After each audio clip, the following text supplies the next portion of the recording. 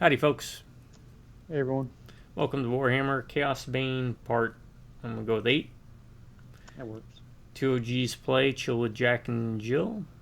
Do not do tips, tricks, guides, walkthrough, speedruns, 100% trophies, or achievements. Play games for fun with the sole goal in mind. Invade your phones and homes on your big screens, all screens in between that hits you with the blast from the past. A wave of nostalgia as we laze down the laziest of lazy rivers, lazy river of life, to harken back to a time, place, period.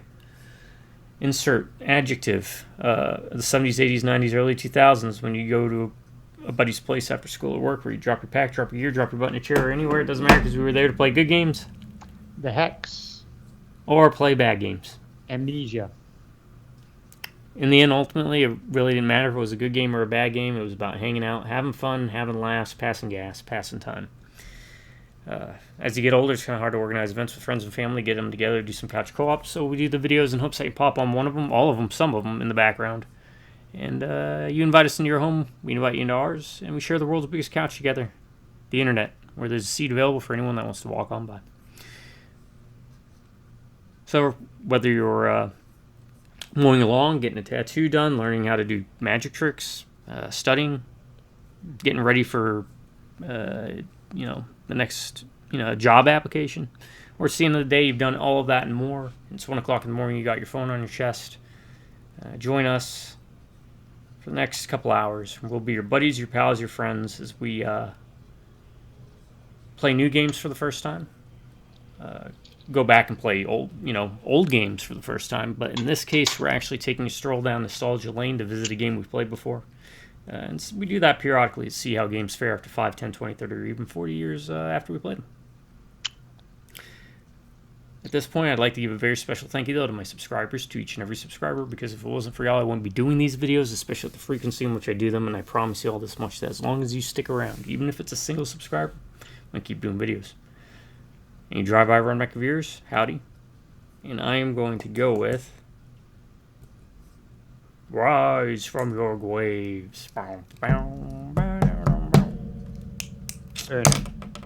Alright, opening one of like 5 or 6 different openings I do. Or you just kind of jumble different things up. Because everything is unscripted, unedited, and completely unprofessional. Yes. The Hex is a Daniel Mullins game. If anyone's interested, look up Daniel Mullins. He makes excellent, fun, unique games. The Hex, Pony Island, and the newest one people might be aware of, Inscription.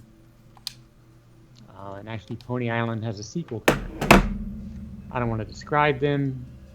Sometimes describing them ruins them, so look up Daniel Mullins games if you're interested. And I mentioned Amnesia, not that I think it's a terrible game, but just because I don't like those types of games in general. Yeah, I'm a big fan of those. I played the first Amnesia, The Dark Descent, and I mean, it was okay, but for the most part, I do prefer a bit more action to my horror.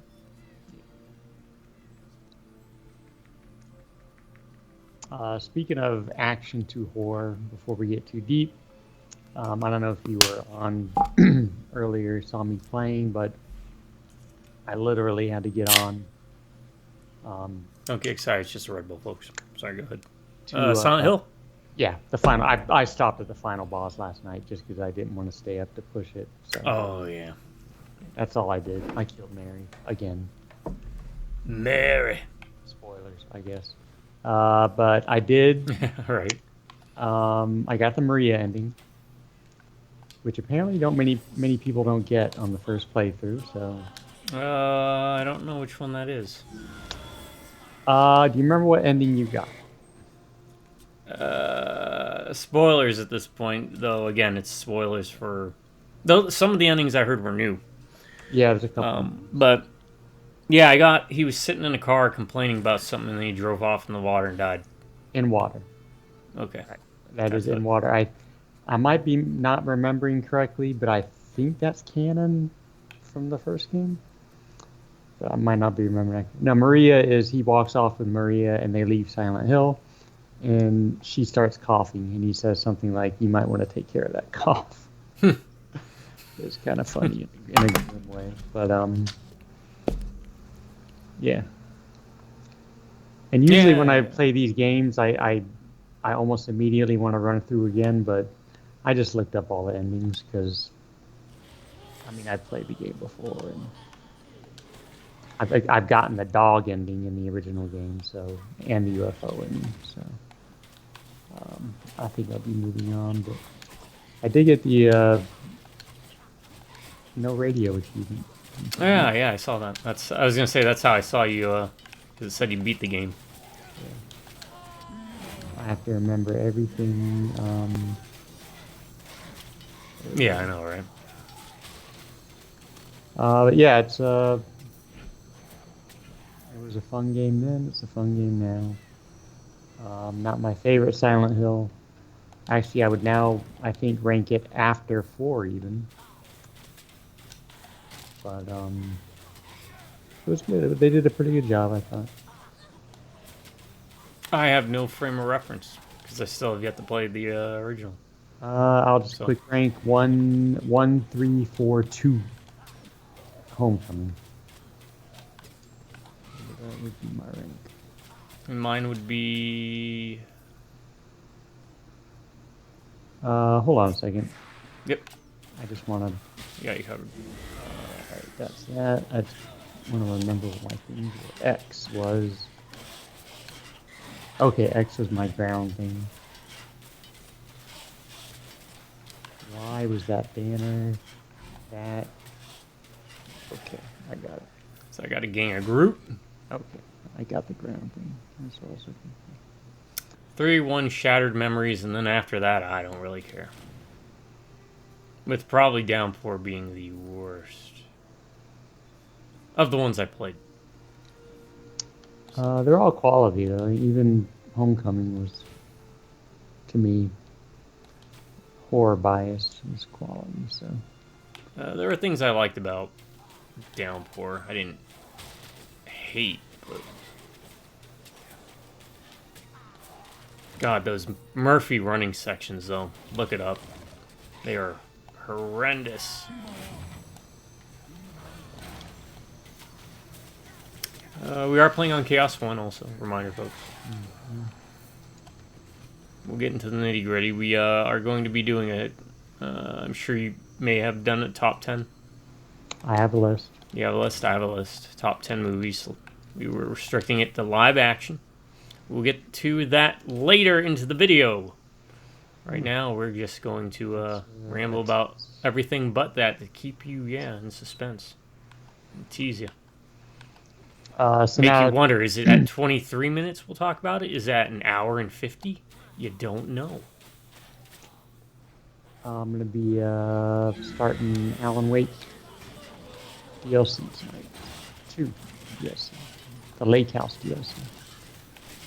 And I bought Indiana Jones. Oh, okay. For the Xbox. Xbox? So I'll be hitting that up after Alan Wake. I'll do Shadow of the Damned and then Indiana. And then I didn't know it was coming out this soon, but and I'm also gonna get it for the Xbox, I think. South of Midnight. That Bayou. I think you talked about that before. Game. It's only $40 too, so that's kind of neat. Very intrigued by that. So that's my gaming schedule for anyone who cares. And I have been busy. I have been a very busy bee, as you'll find out as the videos start dropping. From Omicron to Judge Dredd versus Judge Death to Return to Castle Wolfenstein to... Let me find the list. Yeah, I'm looking forward to the Judge Dredd one. It's only 2 videos. To Rogue Trooper, which is another 2000 AD property. One I never got into or read. Right. But it was kind of neat.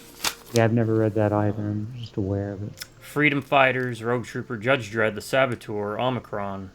Let me start from the top. Omicron, Rogue Trooper, Freedom Fighter, Tron 2.0, Rogue Trooper, I already said that, Judge Dredd, The Saboteur, and I've currently been doing one of BioWare's lesser-known games. One I've heard, and usually heard pretty favorable things about. It's called Jade Empire. Oh, And it okay. came out after, I think, if I Yeah. remember, after Knights of the Old Republic, but before Mass Effect. So it was still in that phase where they were still kind of learning what That to was an do, how to do it. Xbox originally? Xbox and oh, that was not good. Whatever that was just about killed Oh, me. shit. Xbox and Oh, it's a poison guy. Then. PC. One of those poison. Yeah, it's one of those cultist guys.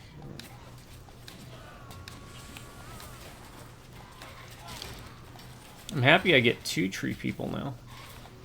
A blue one and a regular one.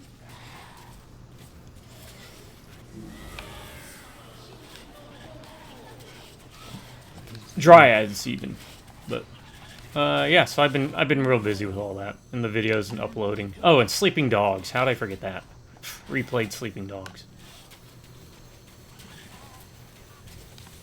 Which is, let's get to that. Best open world game that you've played.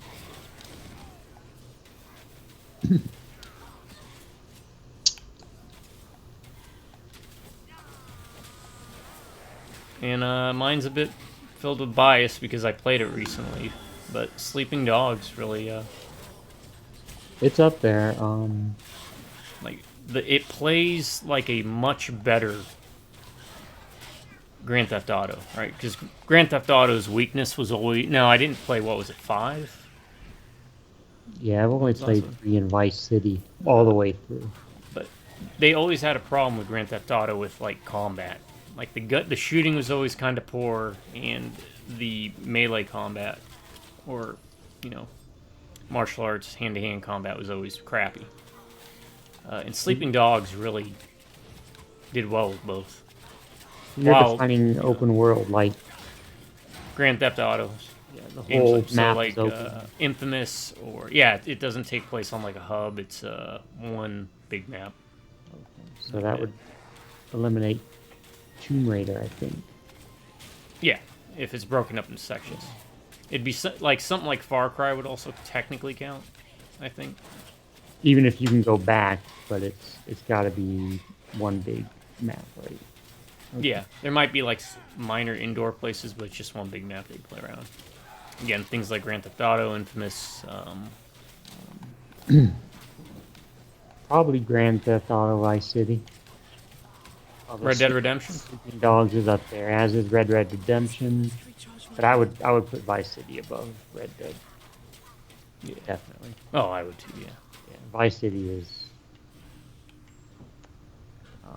Part of that is the '80s aesthetic, you know. We Oh, very much so. It's growing that. up in the '80s, you know. No, it's like, yeah, this might not be the best tasting burger and, you know, Coke, but it comes with a swizzle straw. I like kind of thing. It's that kind of feel. You get that nice extra bit to it. Infamous 1 was also up there for me for a while. Red Dead is helped by Undead Nightmare. Is one of the best DLCs. Or add-on expansions, whatever you want to call it. I don't remember if it was DLC specifically.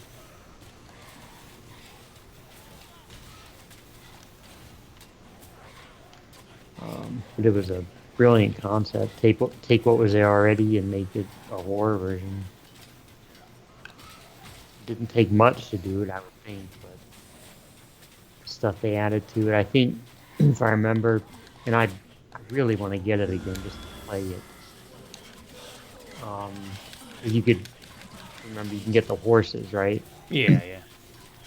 They had the 4 horses of the apocalypse, I think. I want to say there was like a rainbow one too, or something. Like a chupacabra was in it. It's a bunch of neat stuff like that. I remember if the Bigfoot was part of Undead or part of the regular game. Do you remember? Sasquatch side quest. Yeah. I want to say it was part of the main game, but I honestly think it was Undead Nightmares. No, I think it was Undead Nightmares because I think I saw a video of someone playing through that new release of it. But yeah, I guess I can touch up a bit on it. In the Sleeping Dogs video, I talk about how there should be like a open world horror game Yeah. where there's a slasher villain that goes around, or there's not necessarily hordes of monsters, but different types of horror creatures in an open world thing, and you play a survivor. And then I was like, oh wait, they already did something like that, kind of, sorta. And the first part of that game was actually pretty cool, but like after a third of the way through, it kind of went downhill. Do you know what game that was? No, but I'm sure We have both played it. I'm gonna be like, oh yeah. Evil Within 2. Oh yeah. Oh yeah, completely Yeah. completely escaped my mind. I prefer the first, Yes, I do too. but yeah, that first part of Evil Within 2 was I forget the guy's name, the photographer. The camera guy, yeah. Yeah. Like the first introduction of him too is pretty cool, where he like just cuts the guy's throat and Yeah, the that spray. I think we were both disappointed that it went away from that so quickly, you know. It did what I may have brought up in other videos before. How many blood orbs you got? One, not One, even okay. one. All right, I'll let you some. Almost one. Manhunt. I like Manhunt, but the problem with Manhunt was always the end, Yeah. because they took a game that was stealth based and turned it into a third person shooter. Yeah. And it's like the game isn't really built with that in mind so much. So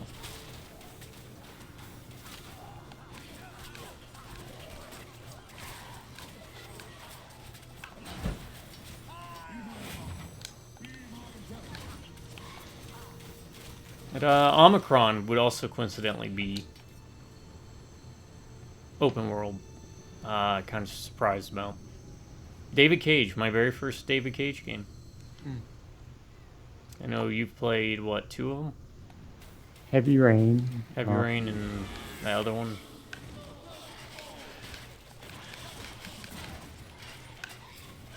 I don't know why the flag there, right where he is. Other one. Indigo Prophecy, or Okay, yeah, Indigo Prophecy. I that always slips my mind, even as one of his games. Or as the non-Americans call it, Fahrenheit something. Oh yeah, something like that. Which is kind of interesting because Omicron does not play like those games. It actually kind of plays like a video game. So.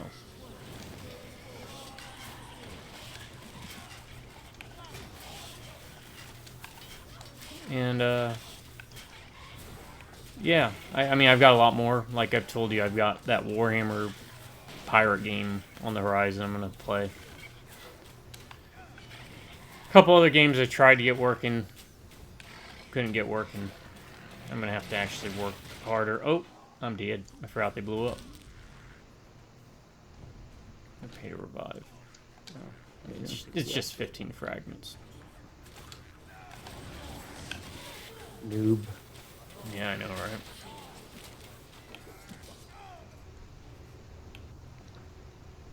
Nope, there went all my bloodlust. Okay, I'm at 2, so you can collect all you need. Well, Hey, buddy. yeah, I know, right? Where you at, boob? I don't know where he's at. Give me a second to look for the cat. I'll be back. Keep him entertained. Oh, entertained. Boo. Yeah.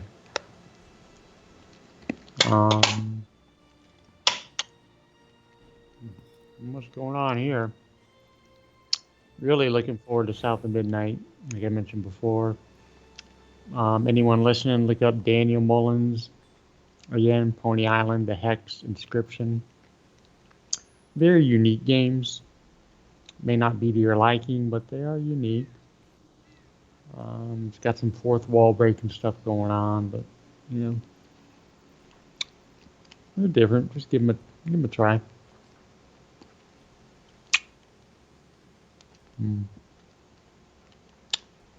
Other than that,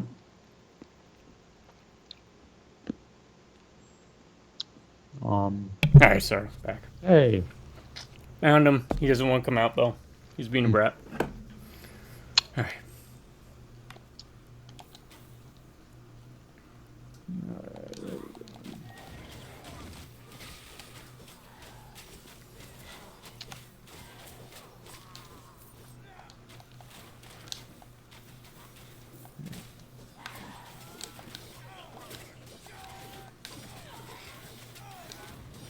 All right, I'm getting back in the groove of this. yeah, I'm still trying to. Oh, hold on. You might want out now. Let's see. Let's see what the cat does. What do you want to do, dude? All right, I think he wants out now. Now he wants out. All right, I'm gonna let you out, buddy, and then you stay out, okay? Get, go get.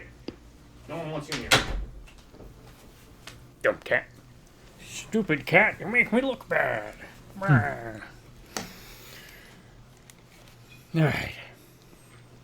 But we're finding engineers again. Did we already find engineers? These are the senior engineers. Why do their engineers keep getting lost? They should do a better job of not getting lost. Well, you'd think they'd come up with like a device, right? They're engineers.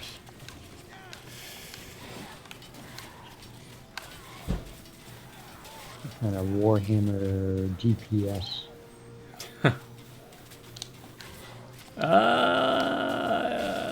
Speaking of, there is, told you, we've been finally checking out that show Heroes for the first time. Yeah. And there is a girl who's basically a GPS for finding other people with superpowers. Oh, so like Caliban. Yeah. There's also a guy who does the whole, what if Spider-Man started mutating into a spider creature? Oh, wow. So, I mean, they don't go anywhere near the same mutation he did for it, but it's a lot more unique than I give her credit for, to be honest. Yeah, it's a lot more than I thought it would be. The head chopping thing, that was a really interesting concept. Yeah, well, it's more like he cuts off the head at a point right above the eyebrows and cuts the head off from there. Okay. Instead of just cutting it off completely.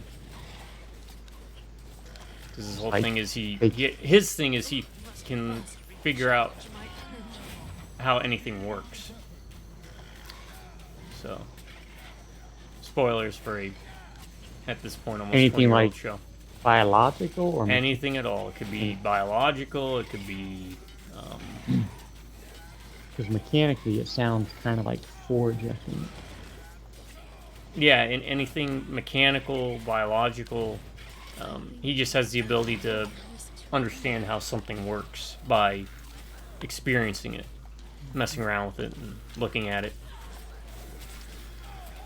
There's a kid that can talk to computers and technology.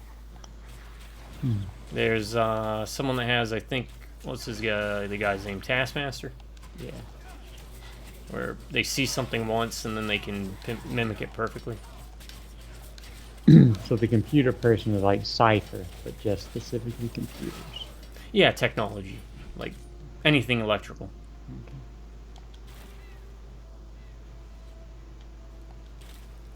Okay. And of course you get the guy who has the ability to just fly.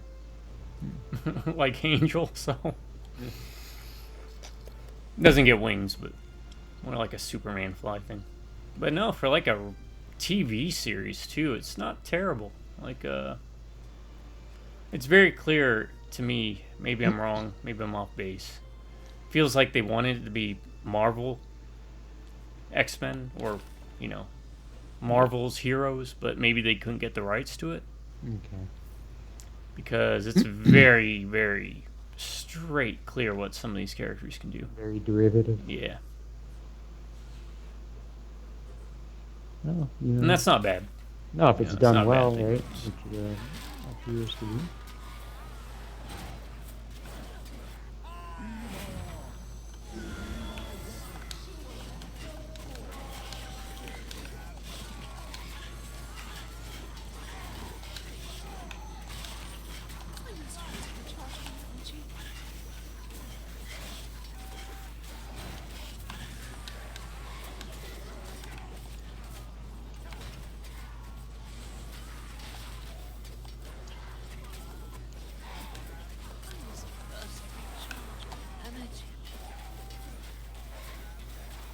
This guy's such a pain. It'd be fine if he just summoned or if he just used that thing, but he does both. Runs around though. Yeah.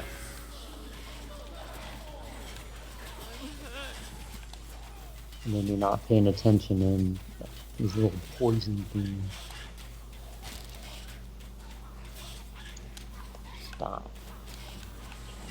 Especially for a melee guy, it's like you hit him and he runs. Which, I mean, I guess if someone was hitting me, I'd run too. Yeah, it's a valid tactic.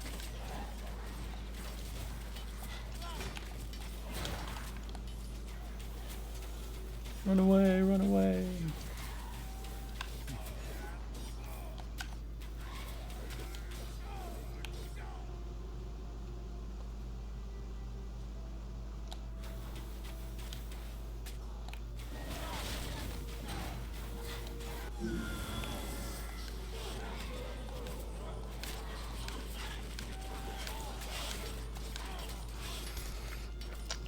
I think the only thing I'm looking forward to is again that Xenoblade Chronicles X. Outside of that, just working through my backlog.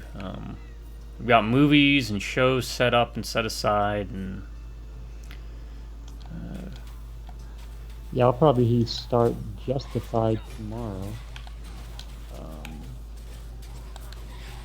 Looking forward to getting my, oh, hey.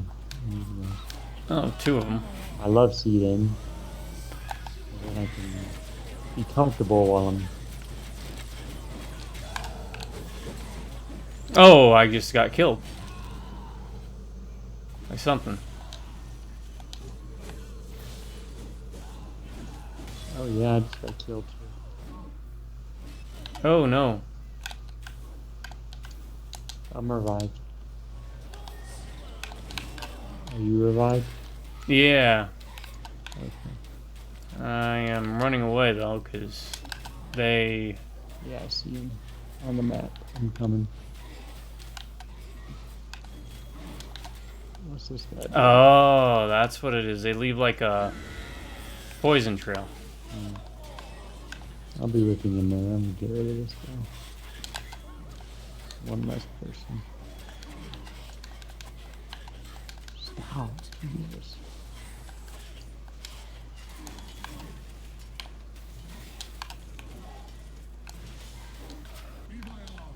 Okay, they regenerate health or something, because...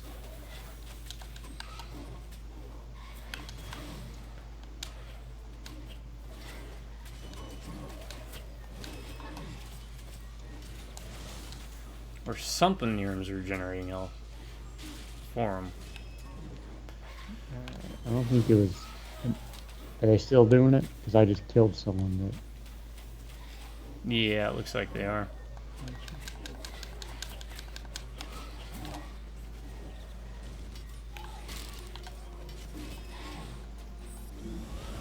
I think they stopped. Yeah, I think it was those guys with the icons. Okay, I got rid of one of them. It was back this way.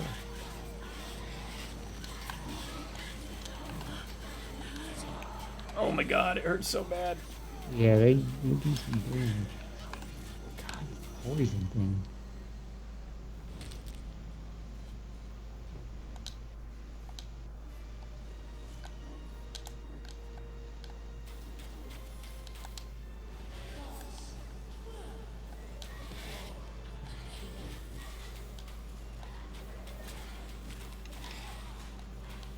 Jesus. I'm already down. That's what sucks with the melee guys. With these poison guys, it's like...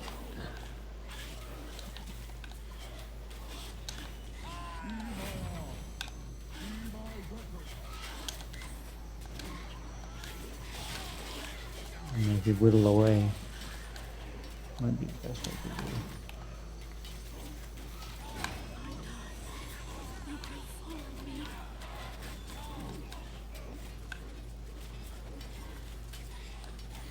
Stick and move. I'm hurt. Oh god, just walking in that stuff just... Yeah, no. I popped my potion and I'm already like... Well, we are on chaos too. We'll get them down eventually. Yeah. I will be so happy when we're done with... Well, I'm not... Maybe we won't be done with Land of Poison. I mean, they're staying there. I'm fine letting my little guys do stuff. Oh, it's too weak.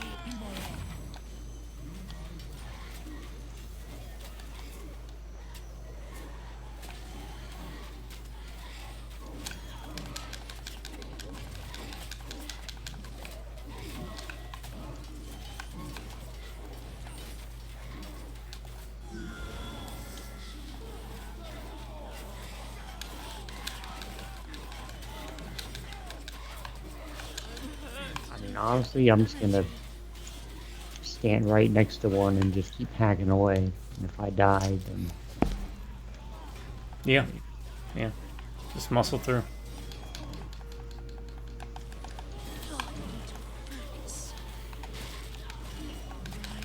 Take one of these down.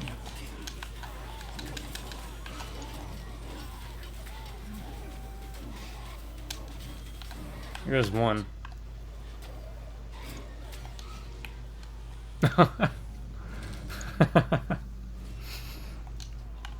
At least they don't regenerate health. We got that going for us. Unlike that scorpion. Yeah. I just noticed that when I dropped that banner, the words around it are in German. I don't know what it says.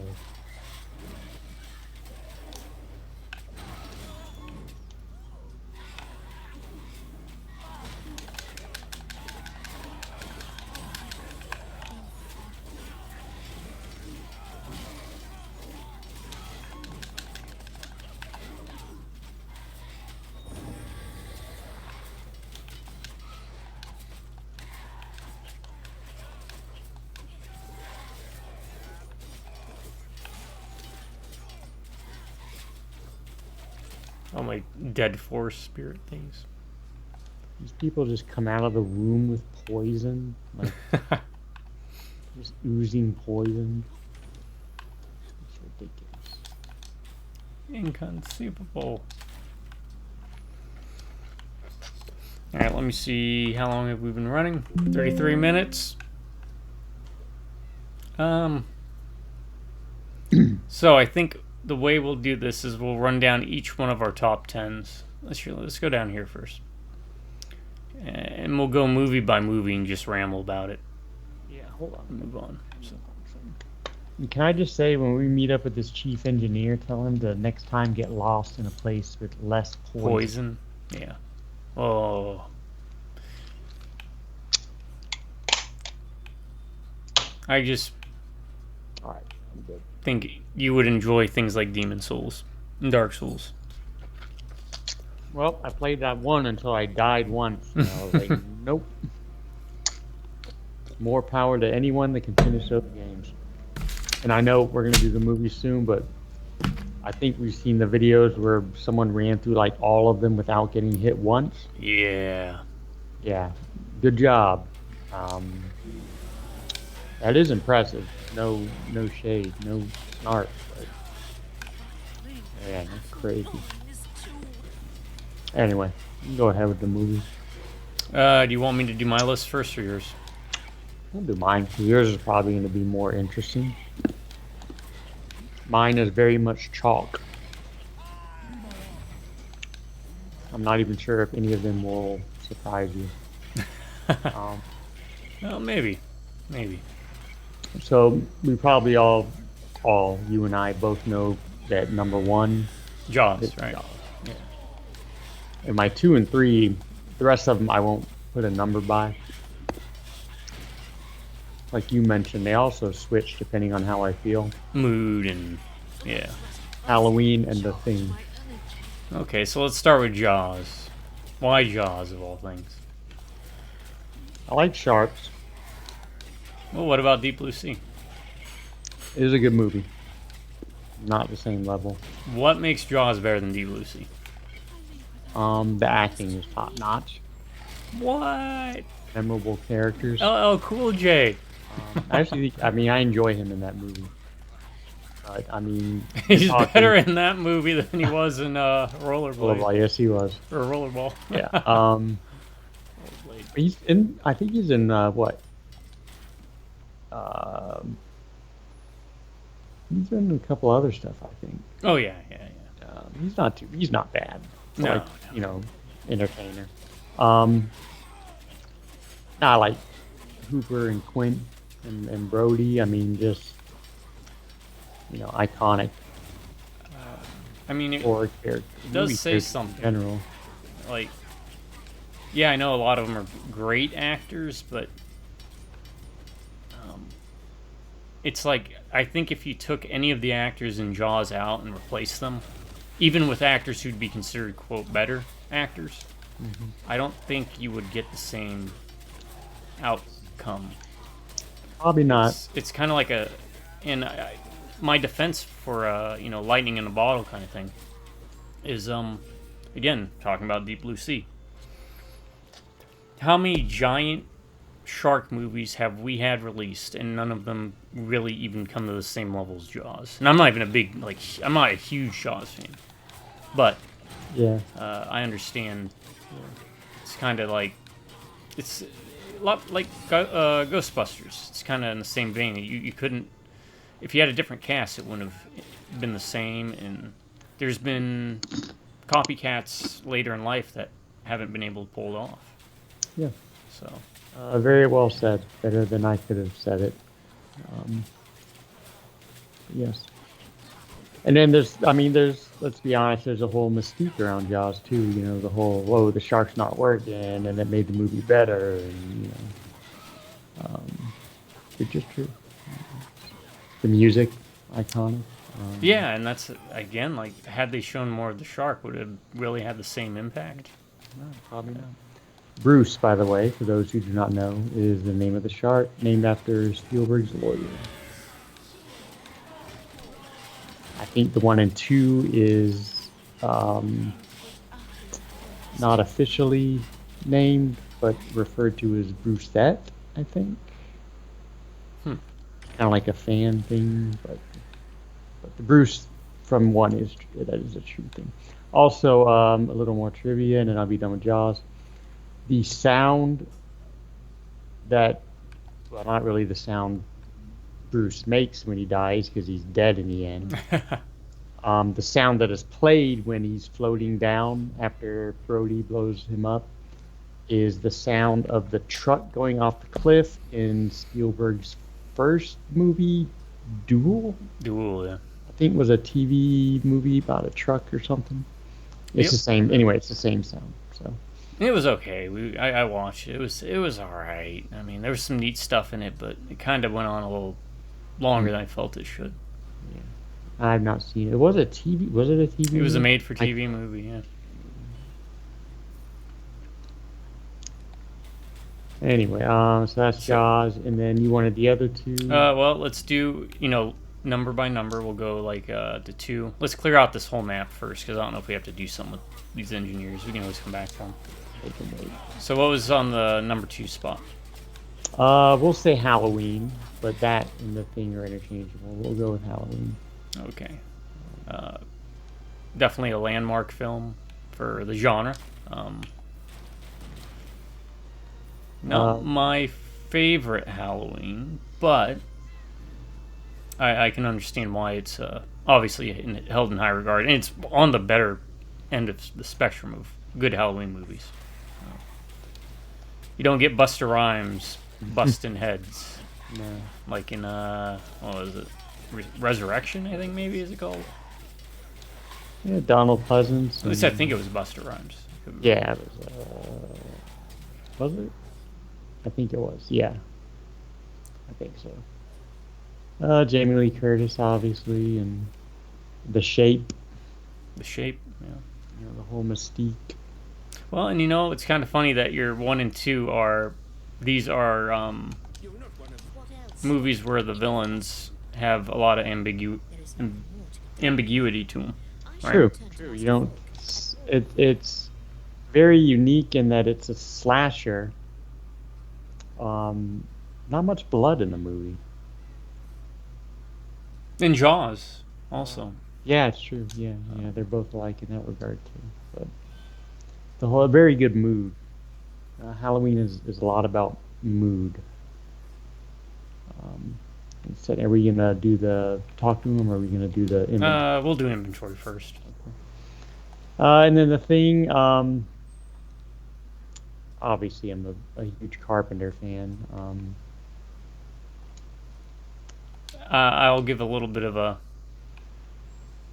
I had to pair off some movies because when I went and looked at my list, I was like, it's only like 2 directors. Yeah, and I could have added maybe 1 or 2 more Carpenter movies, but very easily, yeah.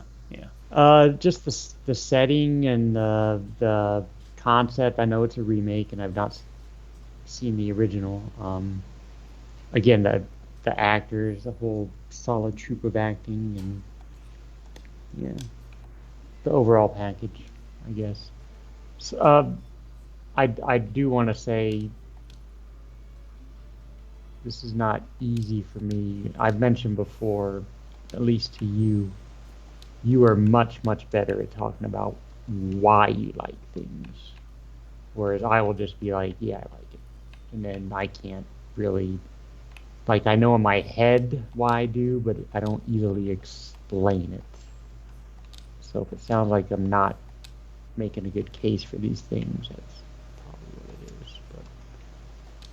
But yeah, Kurt Russell, long history with Carpenter. Well, yeah, long history with Carpenter too.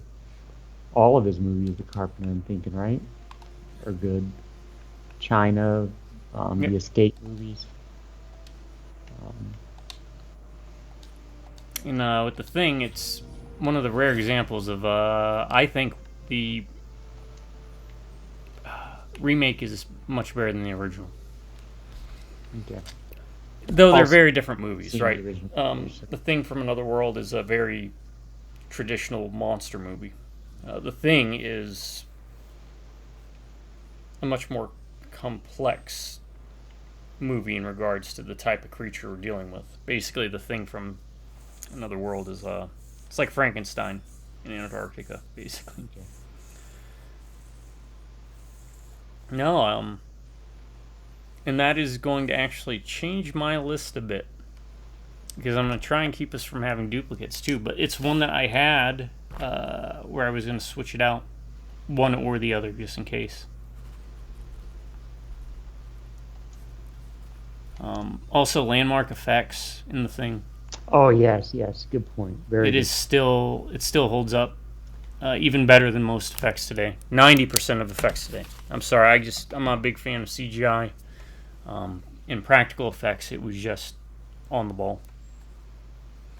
Good point. That's a good example of you explaining something that in my head I know and I want to say, but And this probably seems like we're just regurgitating the same notes, but I think, again, that's if you had even one cast member off, The Thing would not have been as much a success as it was. I think everybody plays such a great part in that movie.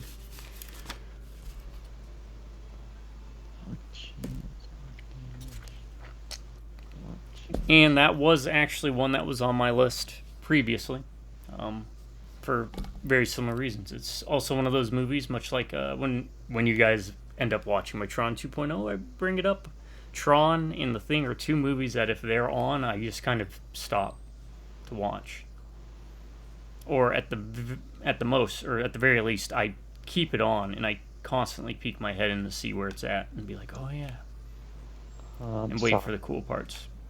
I'm looking at something. No, that's fine. I'm a big Kurt Russell fan. To be fair, John Carpenter, as a director, he's one of my favorite directors. I can't think of a bad movie of his.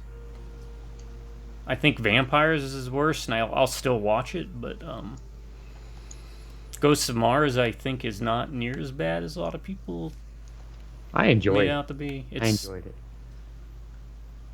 I'm gonna do points real quick. Sorry. Yeah. Assault on Precinct 13, the original, I feel, is much better than the remake, though the remake is fine for what it is. So, don't want to get too far off from the thing itself, but that's no, it's just an amazing movie. And if you have not seen any of the movies we are listing, hopefully you check them out, because I feel, so far at least, that they're all worth checking out. Unless you start citing things like Legally Blonde, then fisticuffs are going to be thrown. Not that it's a bad movie, it's just... No, that is a guilty pleasure, but it's not on my list. Okay. Hold on, I'm looking. Oh, God Skills. I unlocked something and I Forgot about God Skills. can't find where it is. It's not that. I don't like that. The banner thing I got. Shielded Charge. I don't like that. I don't like the ones where he dashes forward. There it is, Defensive Strike. I kind of like that. I might add that. What don't I use? Let's see.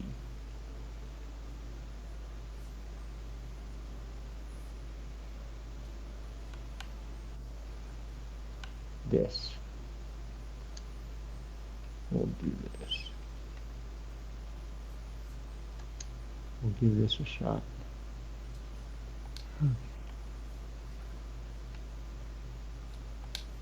I'm going to stick with my Summoner build.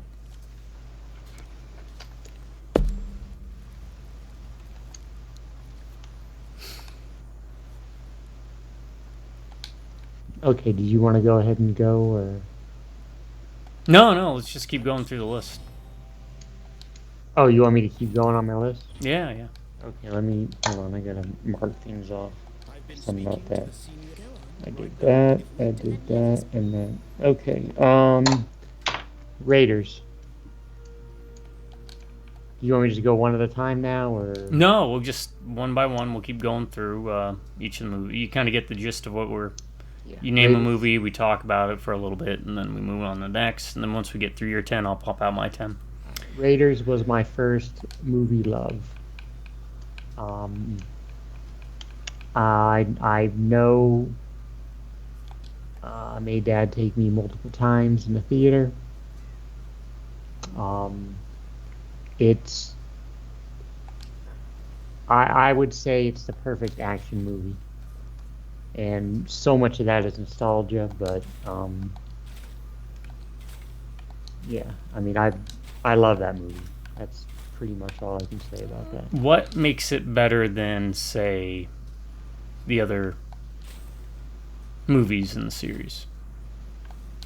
What puts it above 2, 3, and Crystal Skull, and I guess what was the Dial of Destiny? Was that the last? Yeah, and I want to caveat that I don't mind all the others. Like, even the Dial of Destiny, I watched on an airplane. I mean, I wasn't gonna watch it, but I was like, well, Might as well. I'm stuck on an airplane. It really wasn't. I mean, it was. I even remember telling you this. It was the first thing I thought was it was unnecessary. Yeah. Okay. But it's decent. Yeah. I mean, it was a fun movie to watch. I mean, that's pretty much all it was. I don't even mind Crystal Skull, and people will say, well, aliens, blah, blah, blah. And I'm like, well, I mean, you know. I mean, the first one had the Covenant as a weapon. The Art, third one had an undead crusade knight. I mean, it's not that big a deal. And even Shia LaBeouf, I mean, okay, the monkey swinging thing was goofy, but whatever. But I mean, if we're talking goofy, 2 had a lot of goofy scenes too. Yes, yes. Two almost made my list, to be honest. Really? That Because would that have been one's one I always yeah. see derided a lot by the Indiana Jones community. I put them all in order, 1, 2, and 3. See, I go, and I'm more of an outlier. 3, 1, and 2, but 2 and 1 are kind of interchangeable because I find 2 to be a more, and this might be what may have hurt it, more fun for all ages movie, despite some of the darker tones to it. But having the kid,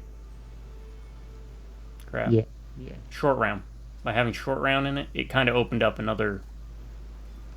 Because one's, I mean, kids can watch it, but it's still kind of more leaning towards older folk. And with 3, you've got Harrison Ford, Sean Connery playing a father son. You got the Crusades, and it's kind of like a callback to the first Indiana Jones a little bit more. Pulled it back from a bit of the mysticism that went on with the second one. I think I'm ready. Let me just double check. Divine 2. Yeah, I should be ready. But it probably caused a surge of people getting hit in the head, brothers and sisters getting in arguments because one of them wanted to whip the other one with who knows whatever they could find, a robe belt. But yeah, Mostly crappy games. Yeah, I've heard lots of good things about the new one, and I'm so looking forward to starting that up. The SNES one wasn't too bad, honestly. It was your generic side-scrolling type, but it worked. Okay, I forgot I even unlocked the skill. I gotta see what it does. Okay. Can I just spam that? What was it? This, I hit him with my shield and it slows him. Oh, okay. That's pretty effective.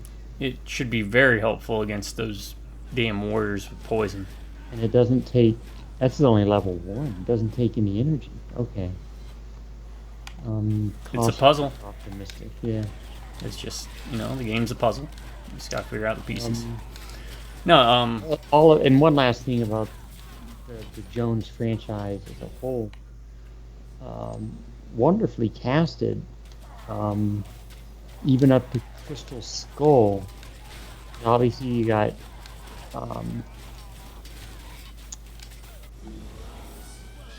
Harrison Ford and John Davies.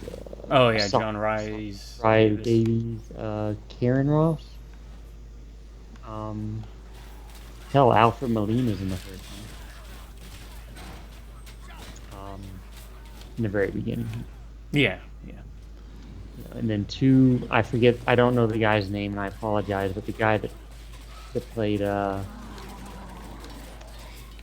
it Mullen Ra? Is that his name? I should probably know this.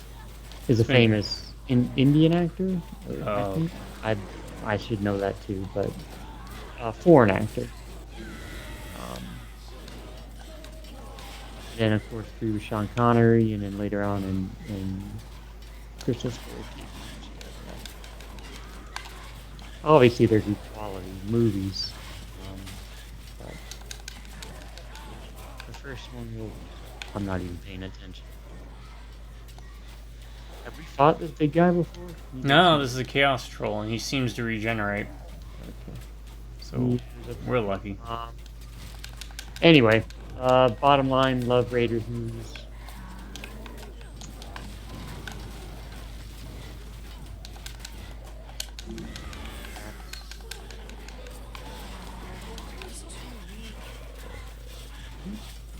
Don't disagree.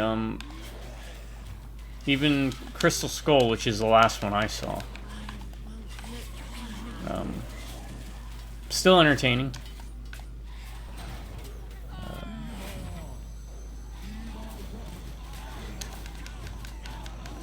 But I do think the first, I'd say 1 and 3 are probably the better ones, and then 2. But stop regenerating. Regenerates fast.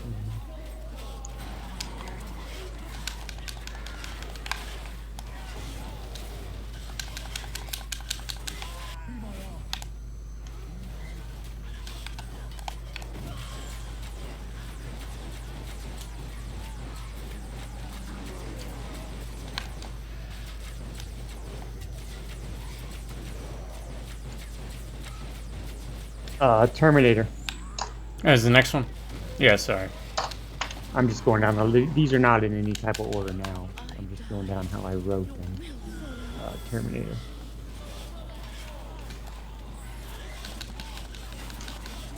A horror movie, horror sci-fi. It's horror, and that's why I also prefer that over Terminator 2. Not that 2's bad, it's just a different movie. Kind of like Alien and Aliens. Yep.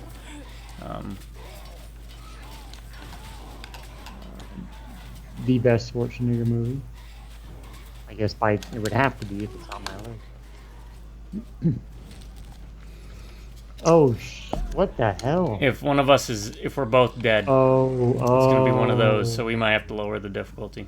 Alright, let's run away from, clear out the map, and then probably lower the difficulty and come back. That'll work. I wasn't partially my fault, well, mainly my fault, because I was just... No, it's just, we decided, we were gonna do Tomb Kings. And we had to get a little bit of a reprieve on that one, too. Yeah. Terminator did amazing jobs for sound design. Well, that was a quick romp down exploring the map. Also, amazing effects. Yes. Story was good. It's one of the few time travel movies that I can stomach, because 9 times out of 10, I hate time travel. We'll run past them, see what we got, and we'll give them another try. We'll see, because we did almost get them down. Yeah. If I'd have known about that, I wouldn't have been so gung-ho about. Oh, he just one-shot me.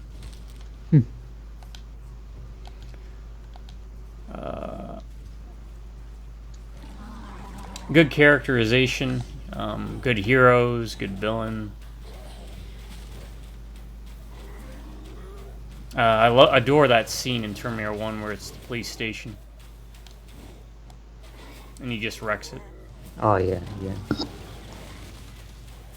And, of course, the classic shout-out to Lance Henriksen and Bill Paxton, the 2 people who have been killed by a Terminator, Alien, and Predator. And Twisters. Was Lance Henriksen killed by a Twister? Oh, I thought you were talking about Bill Paxton. Yeah. I think Henriksen has been killed by all 3 too, also. Was he? Okay, the Terminator in the Terminator, Alien in AVP? AVP. Well, Alien and Aliens, yeah. Alien. And Alien 3. And then Predator and AVP, right? Predator and AVP, I think. I think. I think that's what it is. I just gotta remember to move away, right? He only regenerates if we die, right? He'll regenerate his health slowly, but it looks like we can kind of DPS him down. As long as one of us stays alive. My minions seem to be doing pretty good work.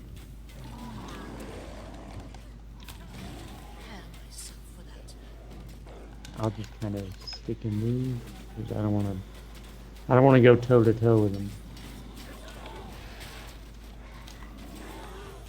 Because that'll happen. Speaking of aliens, Alien. Maybe my next one, the original. Another great horror movie that had the genre change. That one was an original one on my list, but then when I went through it, I made some decisions, because in the future there's going to be another one in another top 10 list we'll do, and I didn't want to have it pop up there too.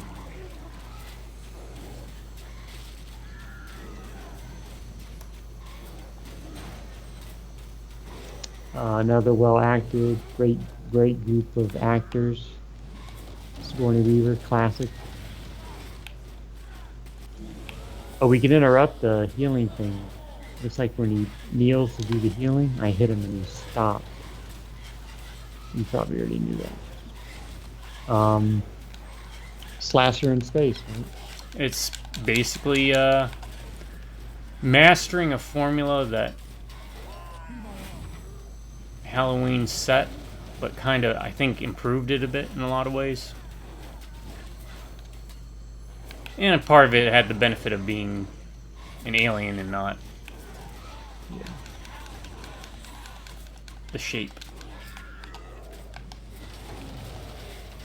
Another shit. A great effects movie. Yep.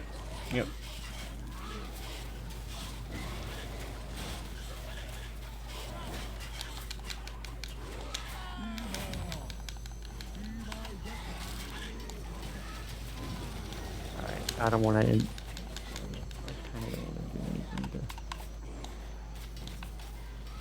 Nope.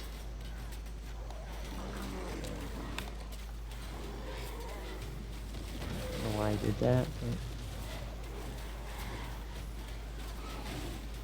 As long as he's not looking at me.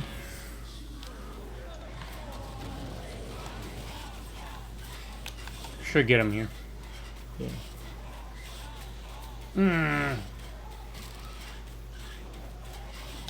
We're getting.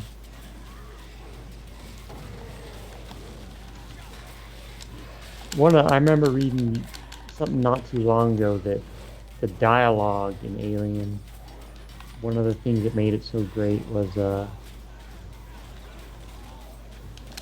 was very natural among the crew, you know, just the way they talk to each other, talking over each other, you know, shooting the crap at dinner and all that. Mhm. I think you're only able to interrupt him when he's healing. Okay. So.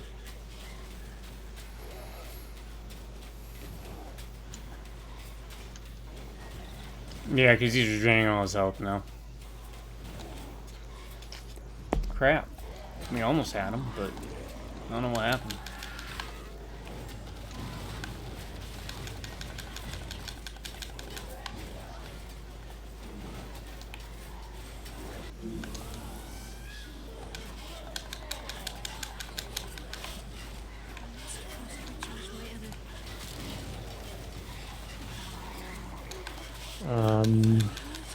I know I mentioned you before. One of my favorite movie experiences was seeing the original on the big screen on Alien Day, which is April 26th, because LV-426 is the planet from the first movie where they find the egg. So maybe they'll do it again somewhere this year.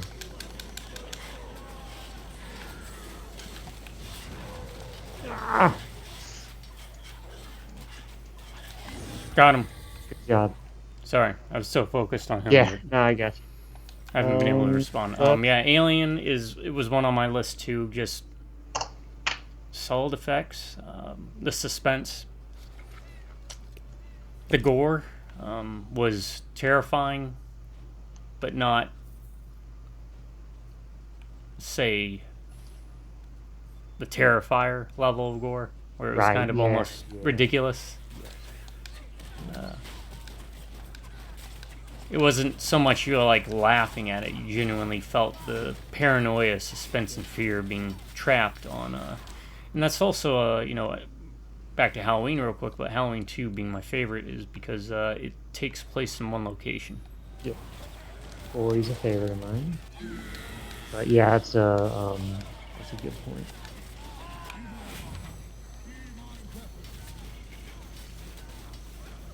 Speaking of suspense, the part with Dallas in the vents, Yes. when Lambert's talking to him through the radio. I mean, that whole part is just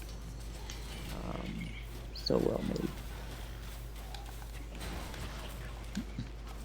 But so we don't take too long with mine.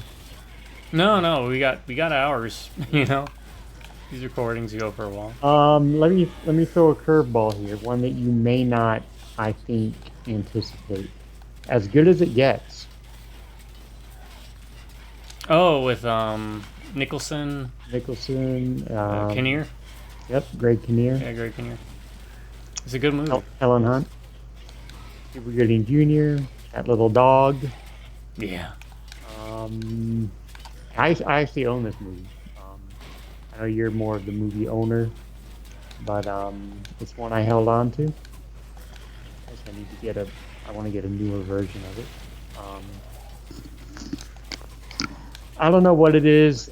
This is going to be one of those where I'm not going to just talk intelligently about why, because it's just, I don't know, something about the movie. The acting, obviously all the actors in it that we mentioned. Top notch. Yeah. It's such a weird. Anyone that knows you would think, really? Yeah, I would not think that this is Really? something that I would think is that great. Like, I'd see it and it'd be fine, but I don't know, something about it just, it's as good as it gets. Oh, sorry. And that might be my favorite Jack Nicholson role, to be honest.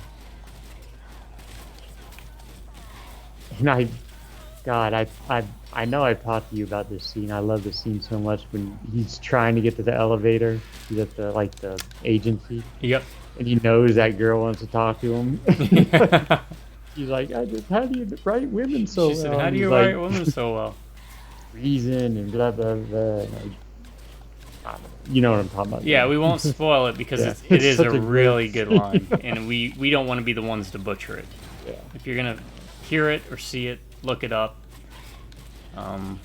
Also, Harold Ramis is in the movie. I think he directed. He plays a doctor that helps. That's right. Yep. They get to help their son. I'm pretty sure he directed it. I should know this because I love the movie. But, yeah, and there's layers to it too. The whole Greg Kinnear's part of the story. Yeah, and, his whole. It's one of those movies too where, again, looking at your list, a lot of it's like horror or actiony suspense. Yeah. Yours is more of like a people drama. Yeah. I think what sells it is just, again, the directing and the acting is just so top notch.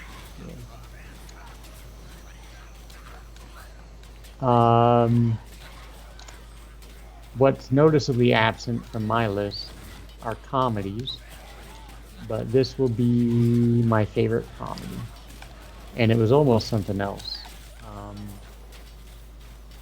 I'll just tell you what that something else is. I almost put the Holy Grail in, but I didn't. Oh yeah, it was so hard not for me to not put any Monty Python on. That's I'll something give you a heads up. I grew up with. We put the Black Knight scene in a high school project I did. That's how much I adore this movie. But Airplane. Ah, yeah. Airplane is my favorite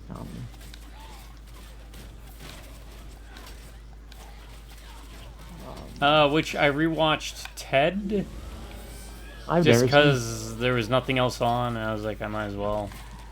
And I forgot that they spoofed Airplane in that. Oh, really? They spoofed a spoof. Huh. And I've read many articles on the coming together of the movie, the history of it. Just such a great movie, great cast. Leslie Nielsen playing straight-laced, but, you know... Yeah, still playing to his roots. Yeah. But it's if I remember, I think it's what started his comedy. I think so, yeah. Robert Stack. I mean, you could quote that movie ad nauseam. Right? And there are other really good spook movies. Almost, I think, a lost art, right? Yeah. Great Hot Shots. Top Secret would have been a close one too, to be honest. But Airplane, my favorite comedy. anytime, as one of those, like you said, anytime that's on. It's on, you watch it. Yeah. You can get that on Blu-ray. Actually. If it's That's something you haven't seen, it's worth Oh, checking out. Please, yes. If you've not seen Because it, check it out. not only, especially if you're younger, not only is it just generally the jokes hold up, but you also get a glimpse into the past of what the times were like back in the day in regards to like how people dressed, all that stuff.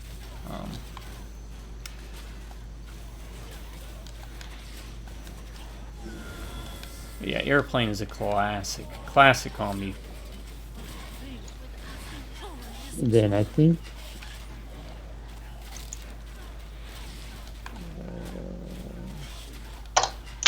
I have two more. Probably one that's. This is gonna be. I feel like most of the ones I've listed so far are people would say are good movies, right? You know? This would be the one where people will say it's not a good movie, and I don't care. Event Horizon. Okay. All right.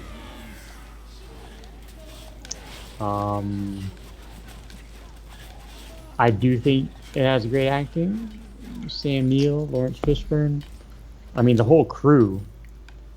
I think does a good job. The concept again, Lovecraftian space horror.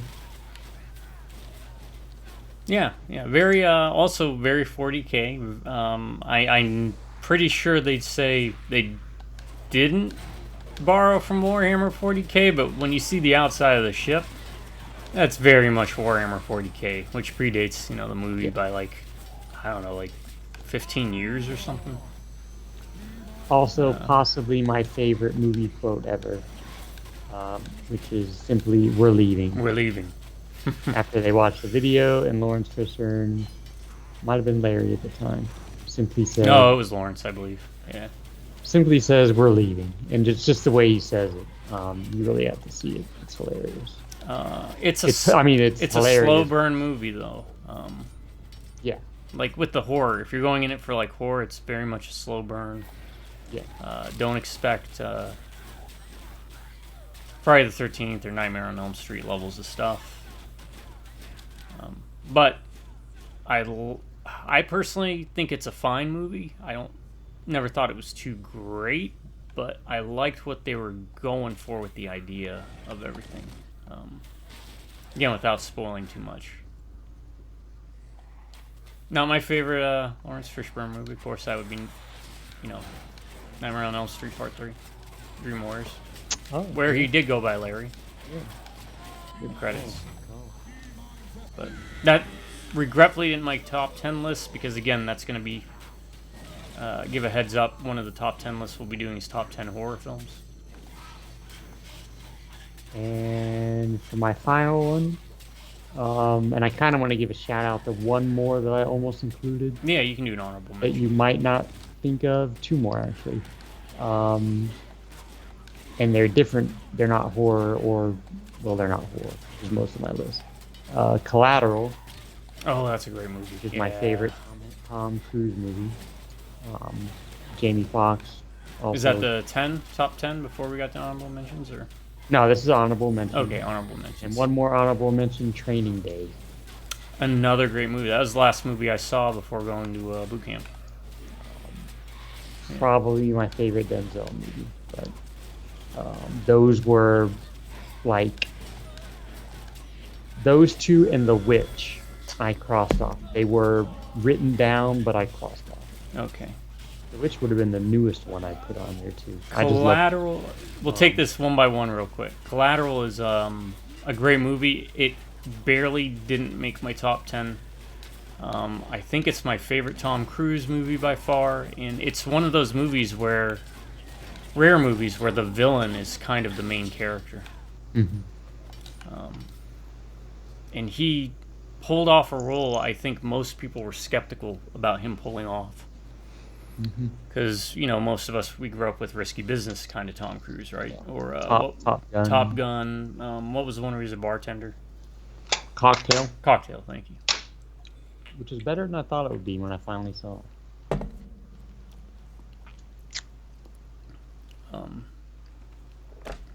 Coincidentally, I pulled off the white hair villain look when Adam and I shot our short film, How to Fight Fires with Firefighting, which was about a detective that was rough around the edges. And we took baking powder and put it in my hair to make it white. But I digress. Collateral, great movie, check it out. Jamie Foxx does a great job, and I'm not really a big Jamie Foxx fan. Like, outside of In Living Color, I never really cared for most of Jamie Foxx's movies. And one with Gerard Butler was okay. Yeah, Law-Abiding Citizen, yeah, thank That you. was pretty good. Alright, and you said after Training Day. Training Day. Oh, that's another role where you have an actor who isn't normally doing a villainous type of character. And Denzel Washington does the same role he does in almost every movie, but he pulls it off as a giant douche. He's a force in that movie. And then I had one more audible mention before I get to my final one, and that was The Witch. Which I haven't seen, so I have no frame of reference for that. Which is a very, very slow burn, but the whole setting, aesthetic, historical accuracy. The first, Anya Taylor-Joy, sorry if I butcher your name, movie I saw,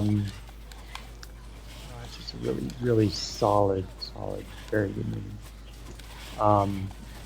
Robert Eggers, he also did The Lighthouse, which was a good movie, and recently Nosferatu, which I've not seen, but I will at some point. And so my last one. So why didn't The Witch? Let me do an Uno reverse. Okay. Why didn't The Witch make the list? It just, you said 10. I had to whittle it down, right? So it's one of those that was interchangeable more or less with something on the list that you had. Yeah, I mean, depending on how I feel, it could have been in there. Same with Training Day and Collateral, to be honest. And my last one is total, complete chalk, and I don't care because I would see it multiple times in theaters.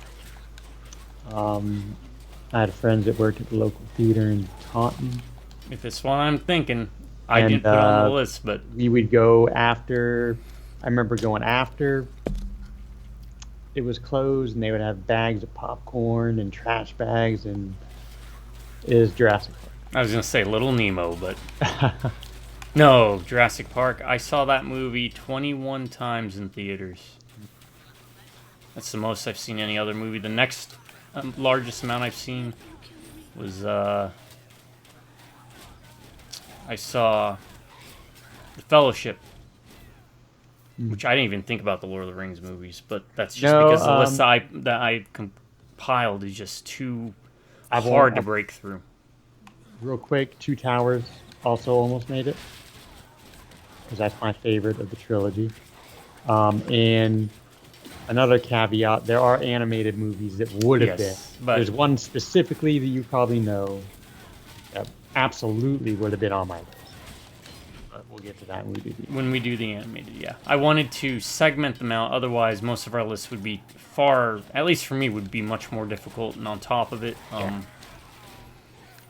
there would be at least one, possibly two or three. That way I can get you guys back to watch more of my videos. Yeah. So. I mean, they should be doing it for me, but... Yeah, right.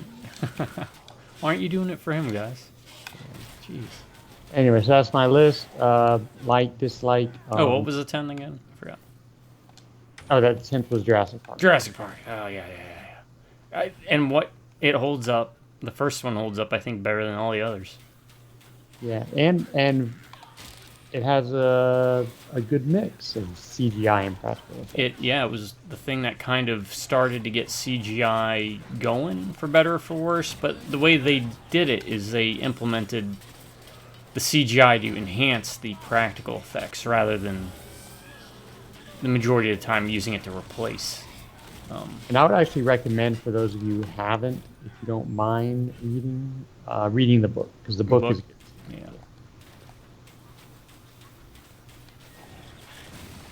Yeah. It's horror. It's maybe not horror in the sense of like Friday the 13th, but it's also like adventure, I guess. Yeah. You get the horror segments with like the velociraptors, with the maybe suspense is a better word.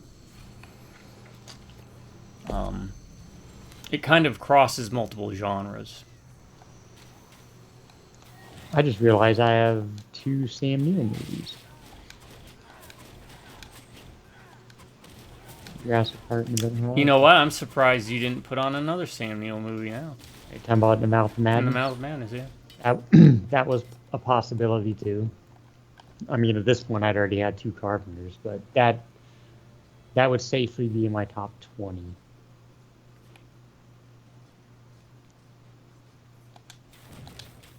Speaking of Sam Neill, and then we'll get to your list. This just reminded me that he did a Twitter thing not too long ago, I guess when they discovered a black hole, and he tweeted out, "Been there, done that." Nice.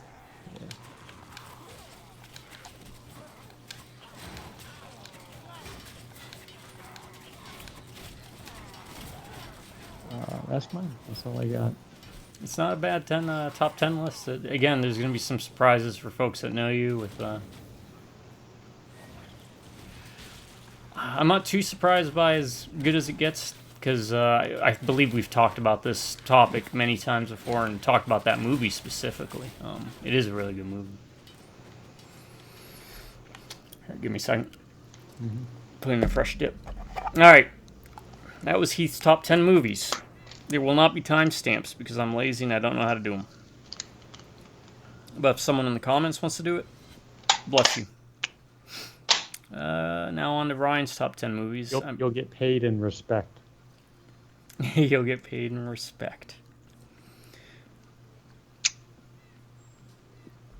Can I guess what your number 1 is? You can guess what it is. You'll know it. It is 100% unchanging ever since I saw it for the first time. I won't steal your thunder, but I'm fairly certain I know. It was my junior year of high school, I believe, maybe even my senior. I first saw it. I was just laying on the couch. It was like 1 o'clock in the morning. I couldn't sleep as soon as it came on, and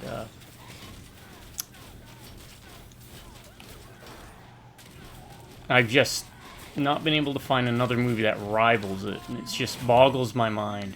And part of what's interesting is that the movie itself has been copied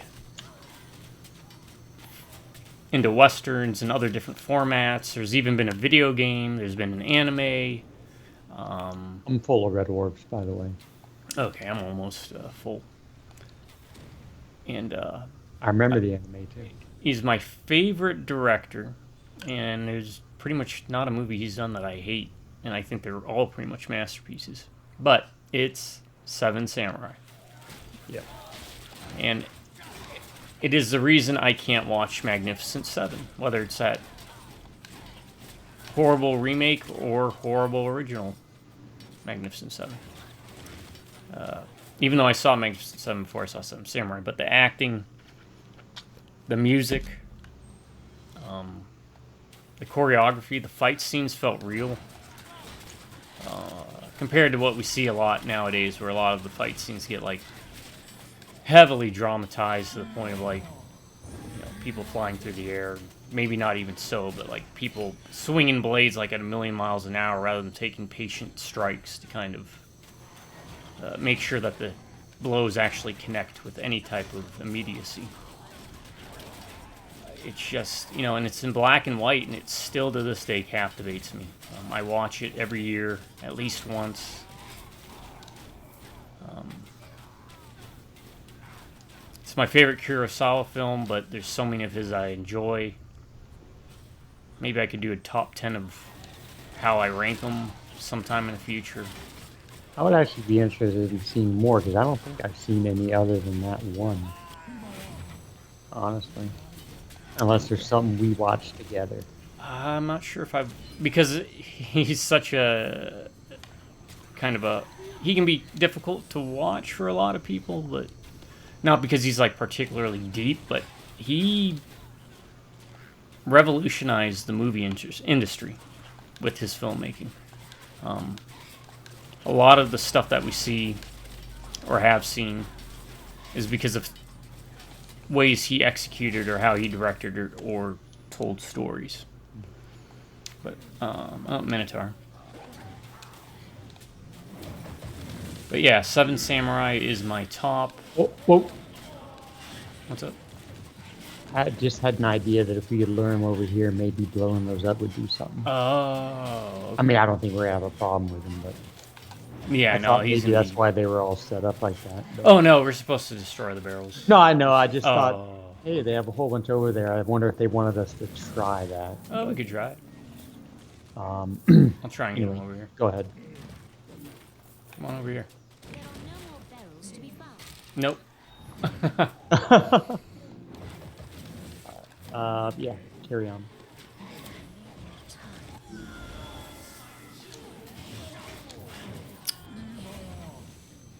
Alright, so I'll move on to my second, which is Blade Runner. Ridley Scott. For a lot of the reasons, you know, it's like tone. I don't know what that did. I don't want to do that. Tone, atmosphere, music. I'm a big fan of cyberpunk, and it did so much for the imagery with the settings, the set pieces, and everything. Rutger Hauer just does an amazing job.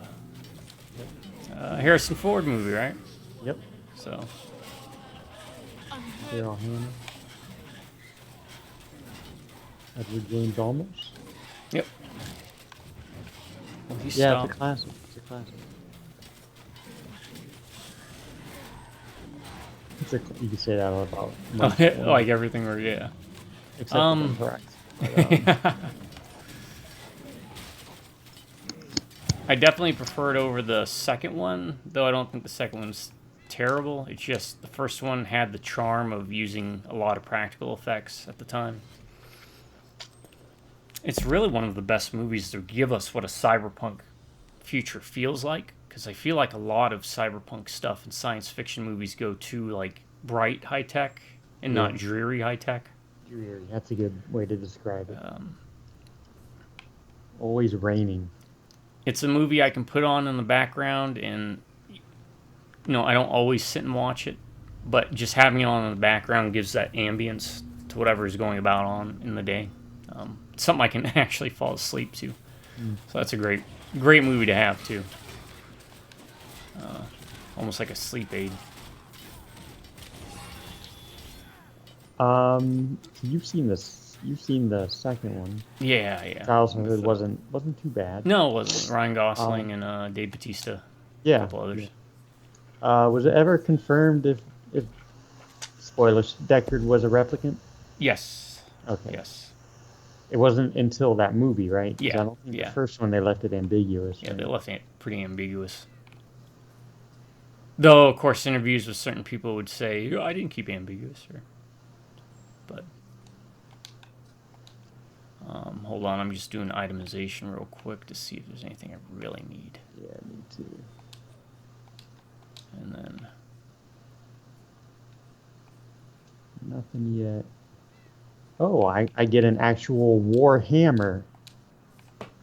hey, the name of the game. Hochland Captain Warhammer. And it has health drain, so yes.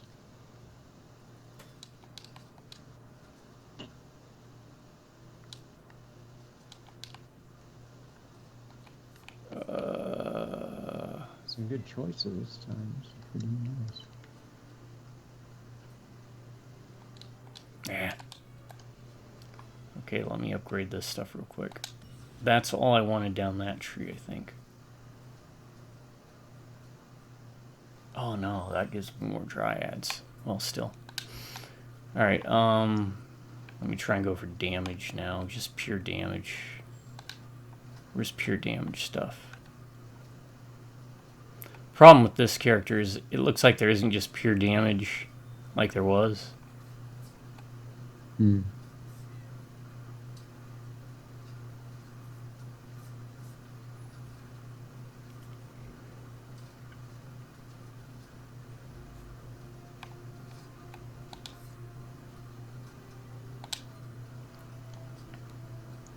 Okay, let me equip this ability real quick and I will be...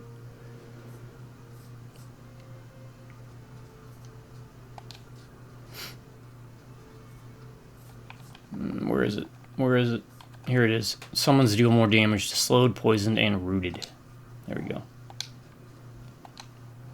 What's this?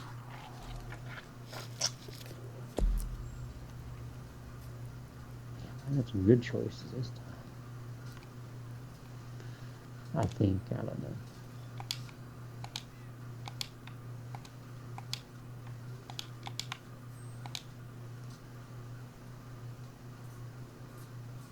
Oh, I haven't even been using that.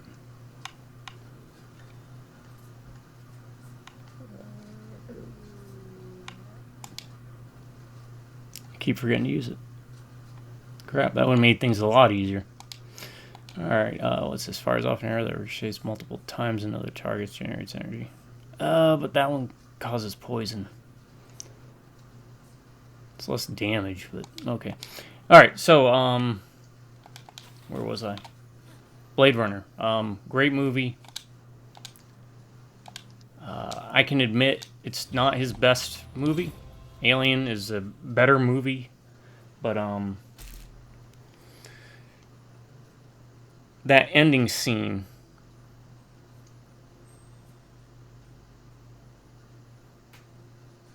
Let me get the exact quote. Hold on one second before you do that. I didn't know you could do this. I apparently unlocked my 3rd level of a god skill without unlocking the 2nd. Oh, really? So you can kind of... You don't have to unlock it in sequential I don't know order. how I did it, but I have the 1st and 3rd unlocked. And you can equip the 3rd. Yeah, I just equipped it. Well, let me look at this then. Let me see if... No, I'd have to... For me to unlock the 3rd of the one I was going for, I need to follow this line. There's no other way for me to get there. Okay. Yeah, sorry about that. Go for it. Well, maybe I can try it. The Tears and Rain monologue. Yeah. I've seen things you people wouldn't believe. Attack ships on fire off the shoulder of Orion. I watched sea beams glitter in the dark near the Tannhauser Gate. All those moments will be lost in time like tears and rain. Time to die. Just an amazing line, amazing scene with the rain pouring down. Yes. And coincidentally, little known fact, there is a movie starring one of our favorite actors, Kurt Russell, that is a prequel, I believe, and it's called Soldier. And it's about bioengineered soldiers replacing the old guard of soldiers, which was they take kids from planets and put them through brutal training regimens where they die. And Kurt Russell is part of that old guard, and they got replaced by these like bioengineered versions. It's kind of a precursor, and it talks about Tannhauser Gate and other things. But the movie's called Soldier. It's alright. It's not anything special, but we're checking out because it's Kurt Russell. Yeah. Yeah. Moving on, next one shouldn't be any surprise due to my probably looking like him, used to drink like him, and not liking kids like him in that movie, Bad Santa. It is probably my favorite comedy movie of all time. It's vulgar, it's bleak, it's dark comedy.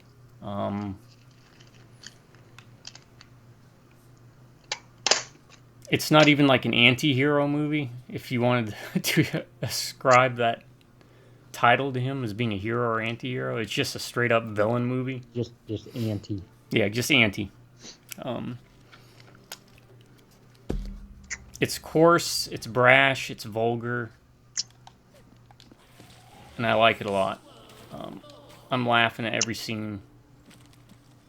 I watch it every Christmas. It's one of 2 Christmas movies I watch every year. And the second movie is very bad,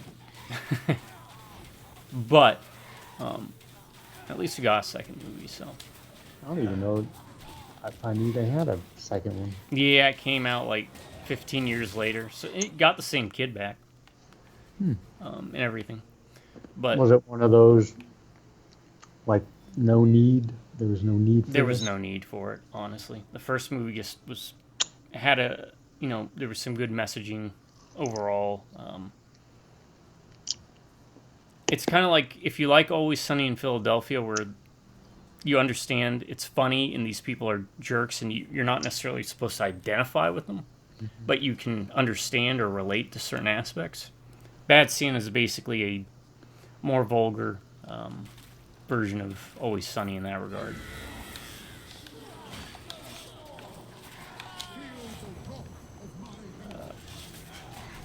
Not that there aren't funnier movies at different parts. Again, like I was saying, I had to fight myself to put a multitude of Monty Python movies on the list.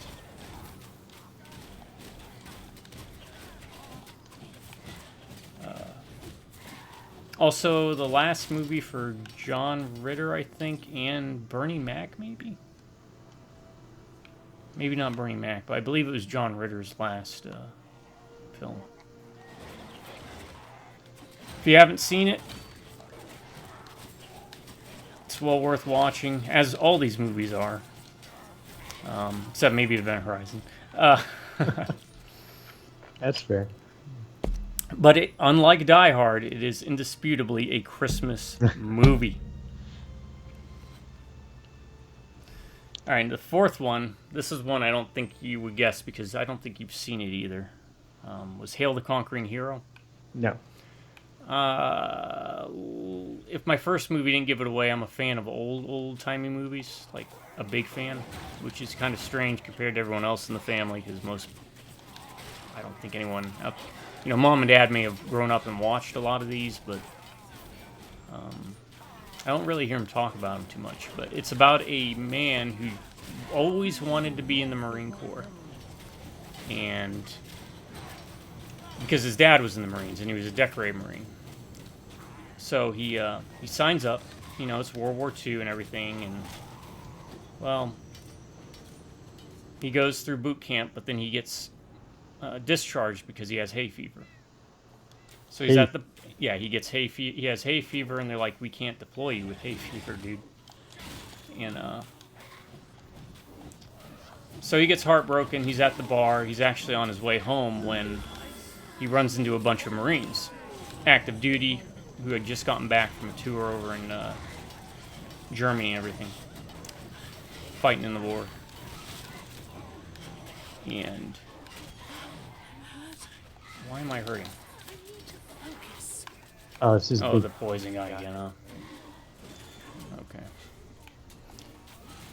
Okay. So he tells a story about how he always wanted to be a Marine. He talks about his dad, and the staff sergeant and the rest of the Marines decide, you know what, we'll go with him to the train station. We'll take him. We'll escort him back home.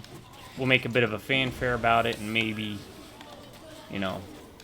give him a little bit of a send-off, talk to some family members and everything.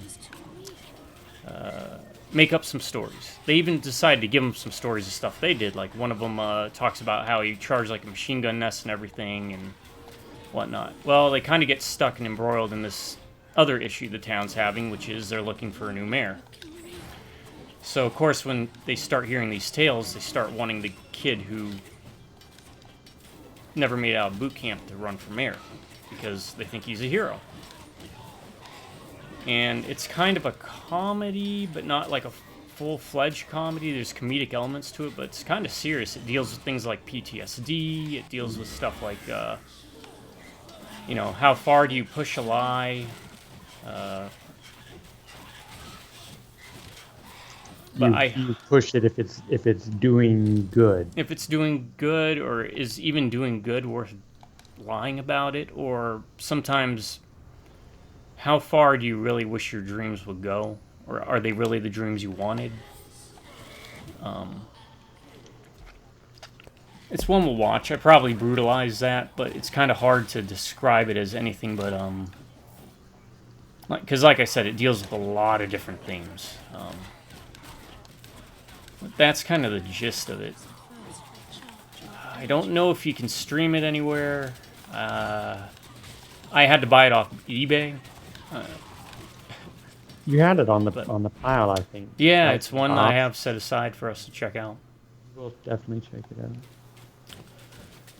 This one won't be a shocker to you. The next one on the list, The Warriors. Ah, yeah. Great quotes. Acting is, I guess, obviously it's not top tier acting, but the story and the characterization carries that a lot.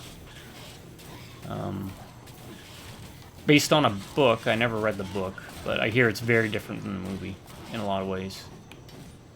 But, I mean, you've got things like the Furies. I still think Contestant's Rockstar's best game.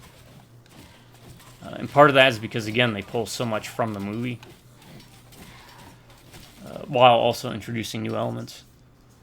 It's about the gangs coming together to fight, take the city, and the one who's trying to unite them ends up getting assassinated by one of the gang leaders of a different gang, and they pin it on another gang, the Warriors, and that sets it off. And then it becomes almost like Running Man meets the Warriors, where they have to run through a gauntlet of different gangs. And I just always thought that was so cool. Like, even before it became a video game, I'm like, this would be a great video game.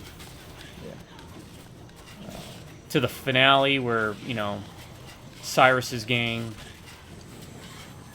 finally gets payback on the gang that started the whole mess, and the Warriors get to go off scot-free.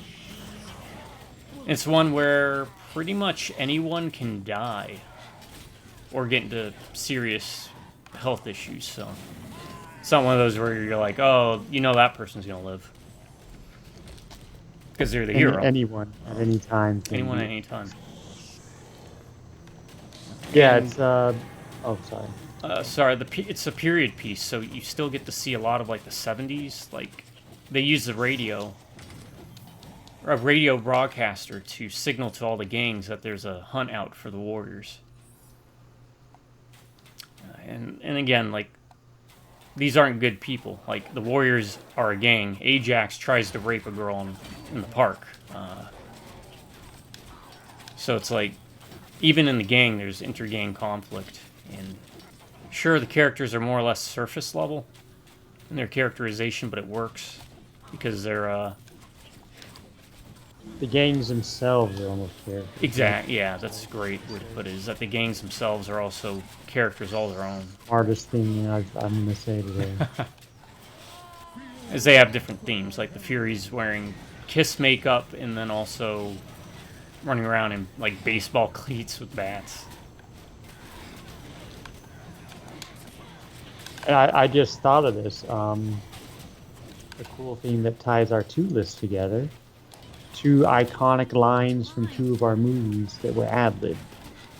You're going to need a bigger boat, some Jaws, and the clanking of the bottles theme in The Warriors. Warriors, come out and play. And I'm always, I like learning little things about that. But yeah, that's a great movie. I can't really add to anything you said. Certainly not anything better than what I said about the gangs being characters themselves. So.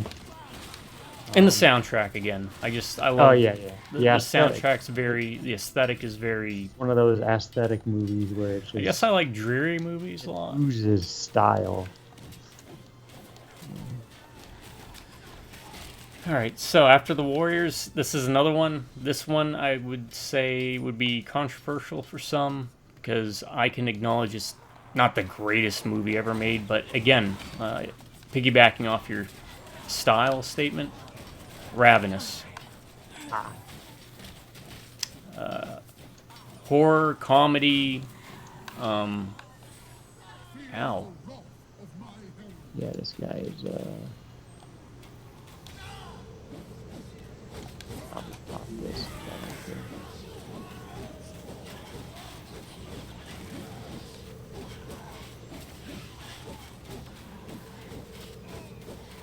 Kind of got him in a... Oh, I did. You've got Robert Carlyle, Guy Ritchie. There's a lot of people from Justified in it, coincidentally. It's about cannibals. It deals with Native American tribal culture with the Wendigo, or Wendigo, however you want to pronounce it. Or if you want to pronounce it, Wendigo, from X-Men, the arcade game. That's the Marvel version. Very tongue-in-cheek, and I don't just mean pocketing some food that you just ate. That's a person.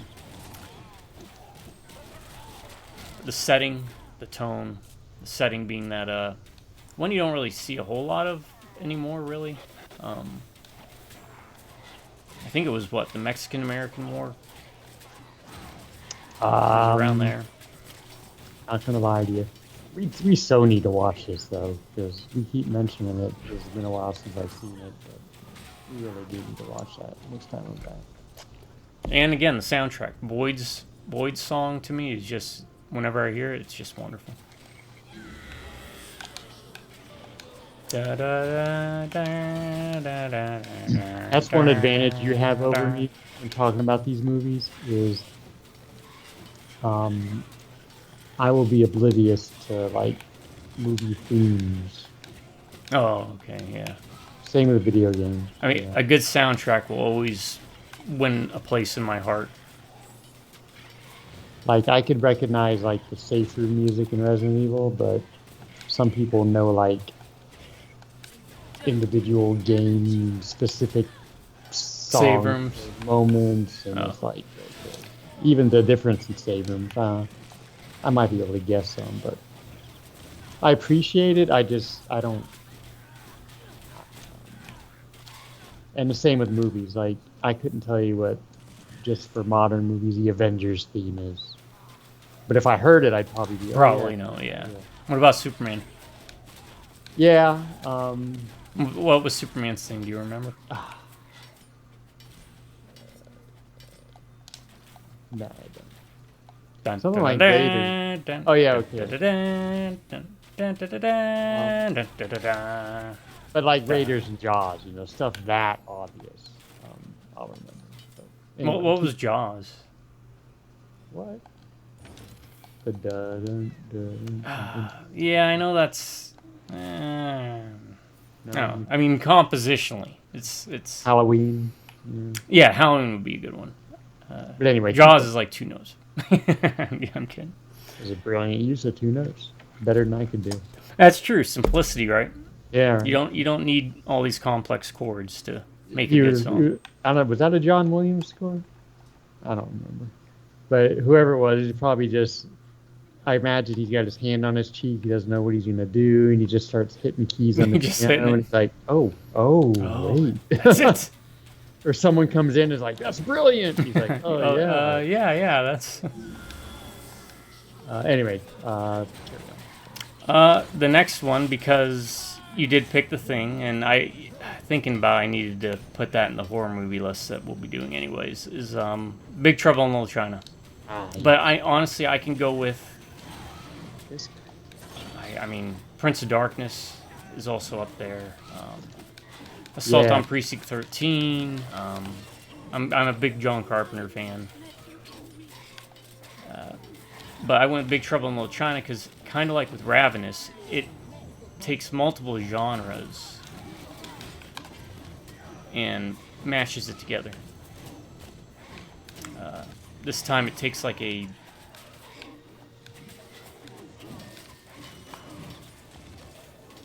action, comedy, fantasy. Oh, I just rolled into that. Mysticism, martial arts. I mean, everything but the kitchen sink, right?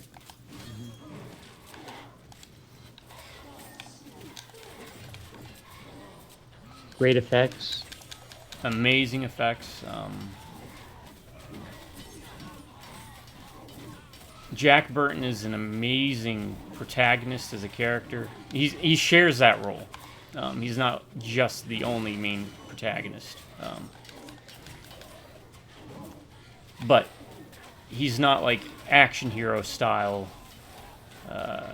win the day. You know, he blunders, he makes mistakes, he's not perfect, and then he makes that one throw that decided it all. Because he's got what? Good reflexes. You have some amazing actors. You've got the inspiration for Raiden from Mortal Kombat.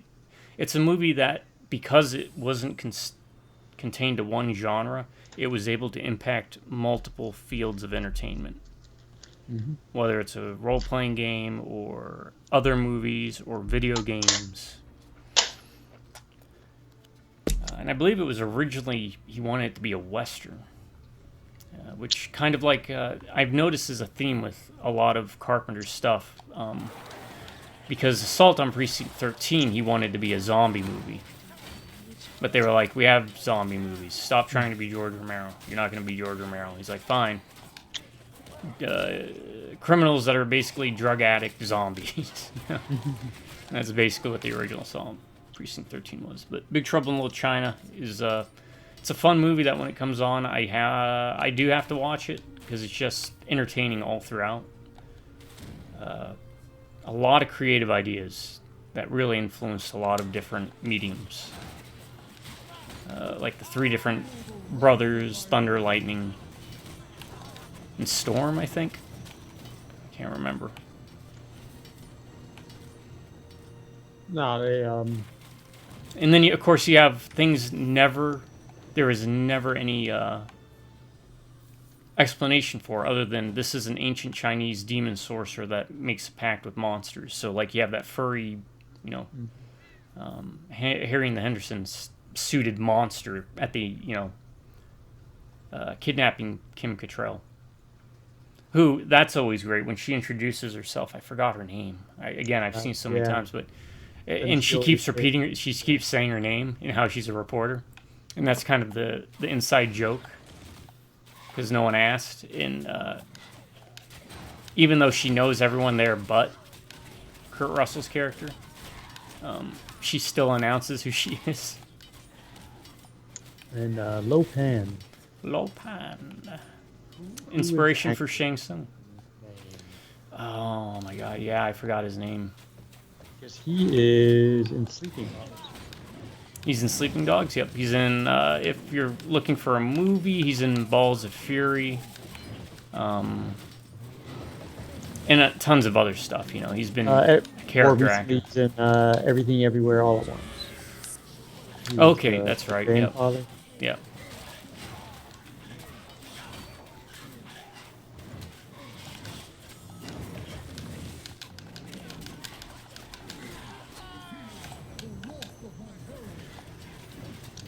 Another good.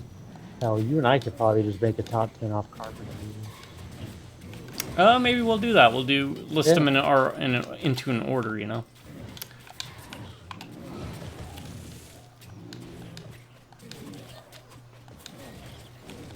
But I really think he's after Kurosawa, the director I get the most mileage out of his movies. Because, like I said, Prince of Darkness was another one that almost made the list. One of those I had not seen until you got me to watch it. Very much enjoyed it. All right. Number 8. Won't be too much of a surprise for you because, you know, I like stop motion, but Jason and the Argonauts. I was a big fan of the old Sinbad. I'm a big Ray Harryhausen fan, so that scene with the skeletons, which is what influenced Golden Axe. When the skeletons rise up off the back of the giant eagle that you're on after you leap from the turtle. That actually makes sense if you've played Golden Axe. Yeah. And I'm a big fan of Greek mythology. And again, older movies, right? I'm a kind of an older movie guy, for the most part. But that's one, as young Ryan, it stuck with me because the stop motion was so cool. I'm like, all right, skeletons, that's cool, man. Oh, this guy. Yeah, I'm with you on the stop motion.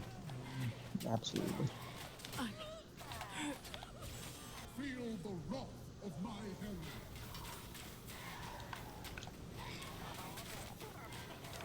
And again, that was that era where we would still get things like a lot of Greek mythology movies. So you got the Hydra.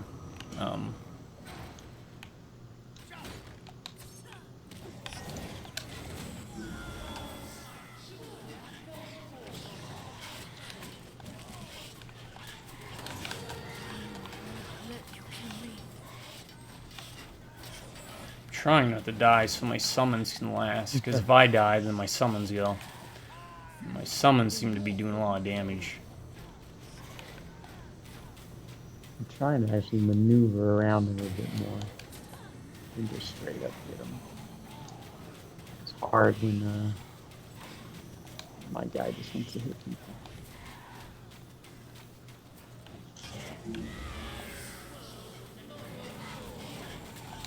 Yeah, this should be the end of him. But, yeah. Sinbad movies are great, but Jason the Argonauts is the one that still, to this day, sticks in my head just because of that scene with the skeletons. Mm-hmm. Watching real-life actors fighting skeletons, I was like, that's just the coolest thing in the world. Alright, switching out for a dip. Next on the list would be Snatch.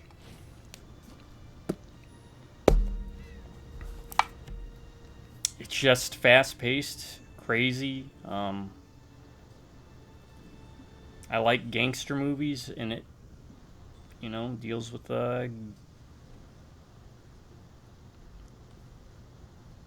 gangster stuff. Yeah. Guy Ritchie, the director.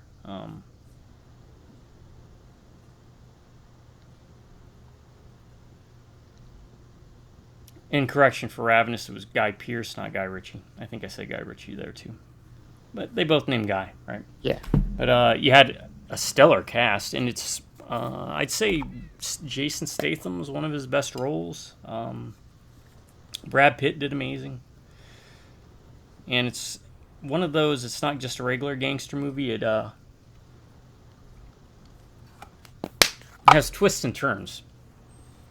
And it's kind of like, if I had to describe it, taking, was it like rock pops and soda and letting it sit in your mouth. Pop rocks, yeah.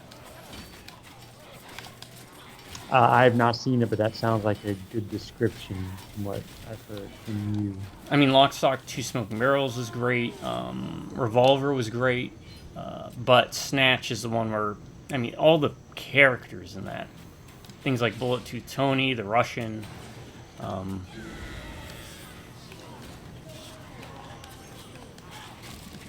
It's just...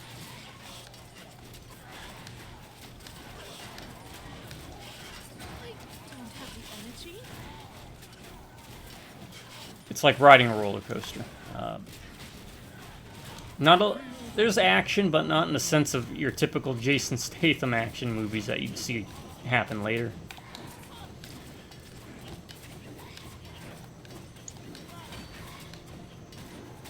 And that came out when I was in high school, I think. And it has a good line where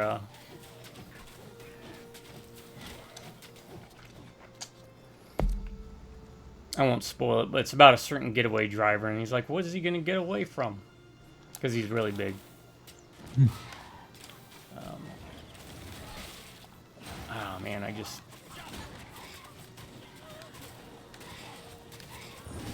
there are more articulate people you could listen to on the internet. Our lists are made from passion, memory, the feeling that the movies elicit, more so than like a film school critique. Also, I feel like I'm not commenting as much on the movies. There's a lot more of your movies I have not seen. Not seen, yeah. Yeah. And that's not. That's more a factor of. You just haven't gone. Watch There's the so many movie. movies that it's. Yeah, you watch a lot more movies. But, it came out at that time too, again with high school and just.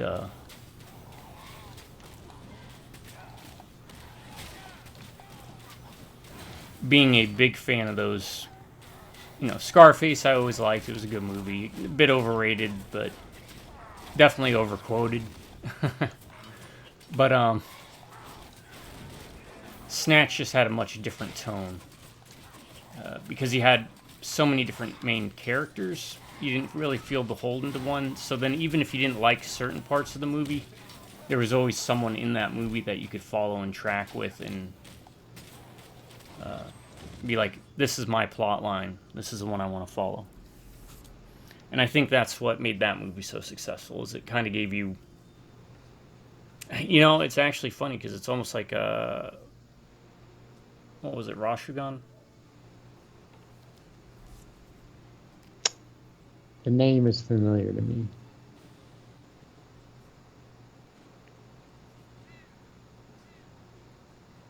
Rashomon. Which was an Akira Kurosawa movie about an incident that happens, and there's 3 people at trial, and he founded this genre, essentially. And each of them tell their perspective of the story, so then the viewer's left with trying to figure out how it plays out. Kinds of leaves it a bit ambiguous at the end. Snatch follows kind of a similar format to that, but a bit more fast-paced and more clear on how events unfold.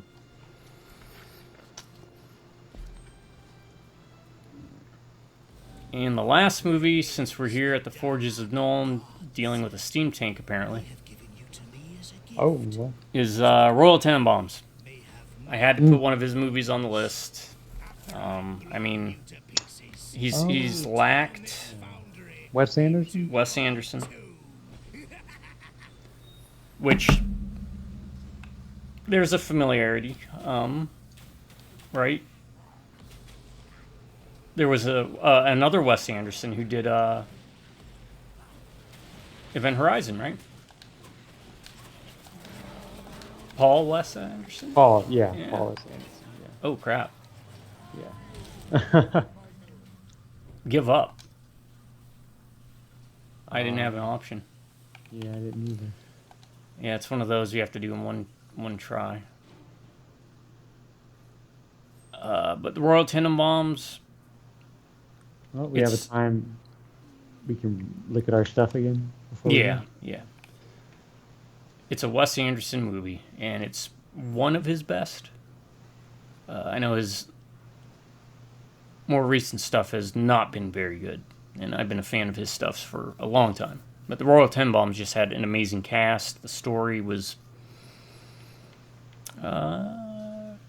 it's still kind of isolated to a single location, but at the same time, it's... there are pieces that take place at different times in different places. All right, let me just do this, and let's try this.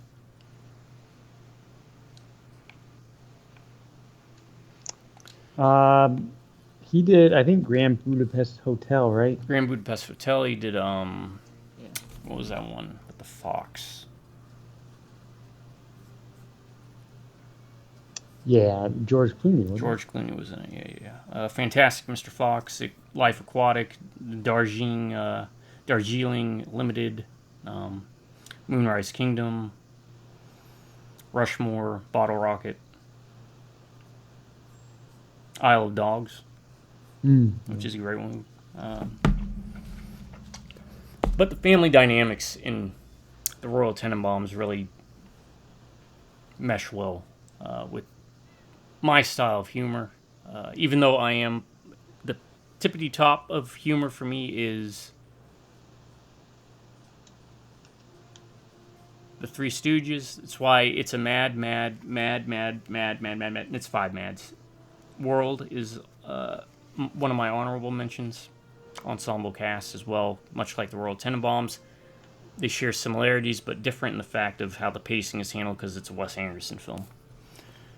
Check them out. Sorry I didn't go too much deeper into these. Again, because we don't edit, we don't rehearse, we don't do any of that stuff before jumping into this.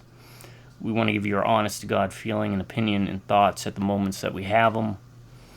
But we're trying something a little different. We're trying to do top 10s intermingled into these videos, and I'll be labeling the videos as such as well to maybe provide viewers with, if anything, maybe some movies you've never heard of or seen, and maybe it's about time you do. Yeah. Well said. Also, Event Horizon. Also, Event Horizon.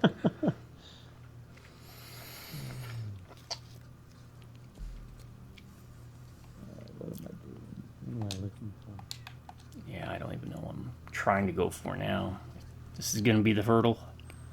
Yeah. There's that. I can't upgrade that.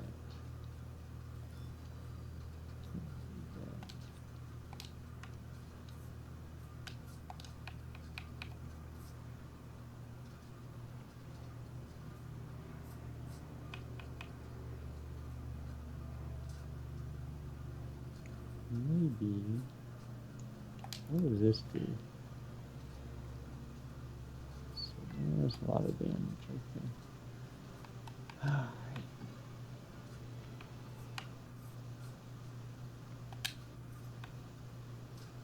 Maybe I should have gone for it. Well, no, it wouldn't have mattered because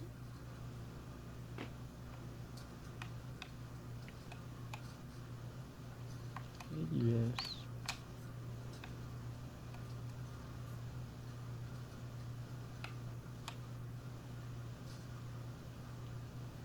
Advanced and powerful slashes. Don't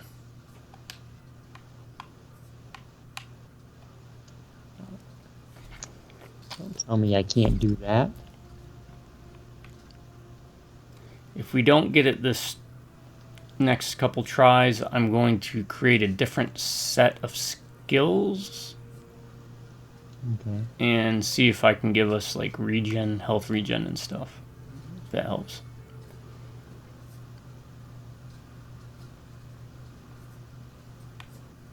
But what I need to do is try and find something. Yeah, I am lacking severely in equipment this time with health drain. Yeah, I am too. I think that's just the way it goes, right? But I mean, I get. What is that? Yeah. I'm just missing like a lot of my stuff has higher level.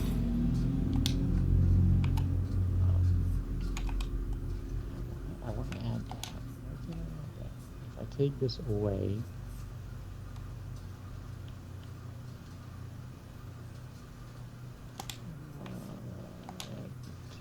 Oh, okay.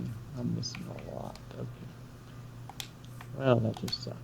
Anyway.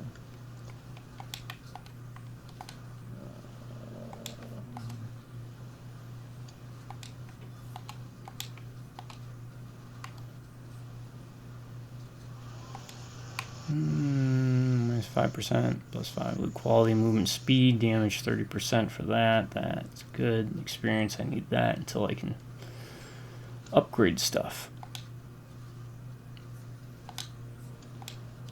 Yeah, I want 5 more levels. And a lot more, but right.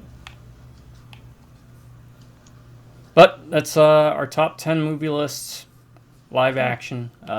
More top 10 lists to come. All right, that carried us to about 2 hours from when we started that. So we spent like an hour and some change talking about movies. Not bad. Not bad at all. Can I manipulate this? Numbers to get this thing I want.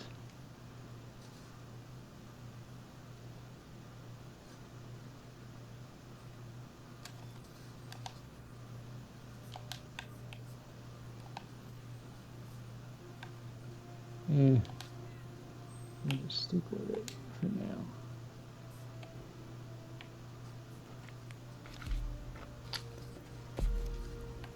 Wait, let me try this. 15. Oh, okay. I think part of what helped us with the Tomb Kings is that there were more enemies Yeah, for us to kind of mess with, gain levels. I mean, we could run through dungeons and try and level up, but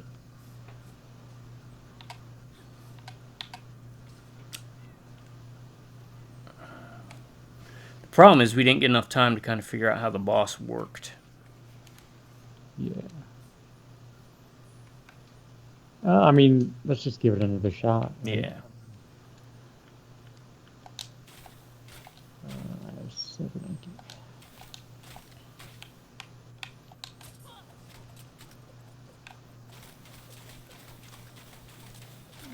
Let's just roll a bit. Great song. Great song. Steve Winwood, roll with it. Just roll with it, baby. Oh, it takes us right there. That's Takes us nice. right to the boss. I mean, I say that, we'll find out. Yeah, right. Destroy the steam tanks. These things, right? I guess. It says immune, and I hit it. I need more time. Time.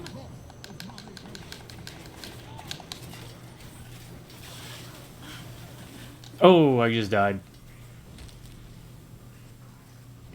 Okay, it is these things on the side. That we have to hit? Yeah. Oh, I can bring it back. Oh no, I No, can't. not while I you're keep getting hit. interrupted. Yeah. Yeah, I guess some of these aren't real, or I don't know. I mean, I'm not going to do anything anyway, so. Choke on it. Choke on it. Alright, so we have... There's no way, even with my healing, we'd be able to survive this.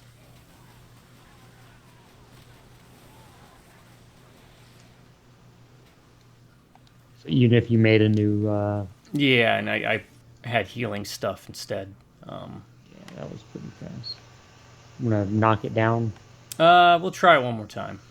This time I'm gonna try and not stand where I stood.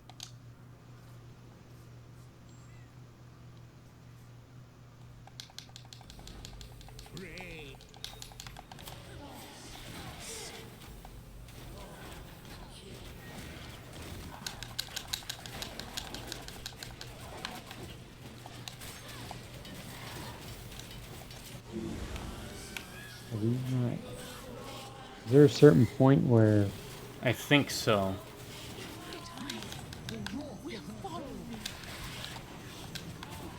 And I died. Okay, so yeah, we'll probably have to knock it down. Yeah, some dead too. That's fine. Um, Did it once before. yeah. Do it again. Yeah. Maybe if there was more, we'll try very hard. That should be fine.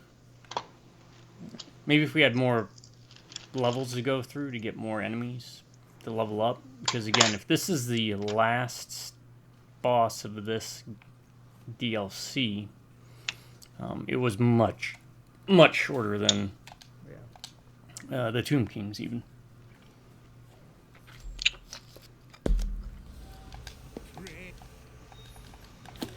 Focus. Alright, I don't think we can hit these yet. I think they flip over.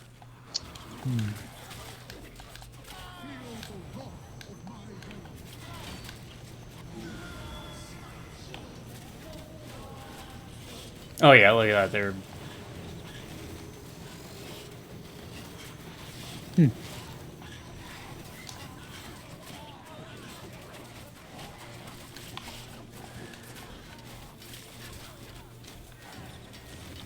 Oh, okay. There we go. Feel the wrath of my herald. Oh, I need more time.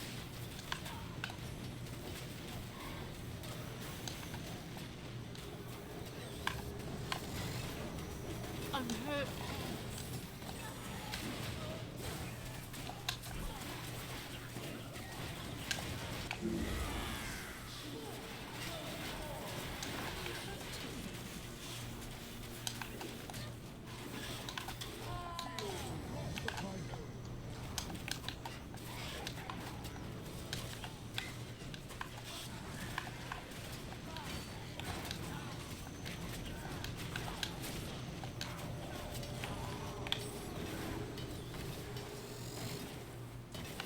Yeah, this is a lot easier. Energy. Feel the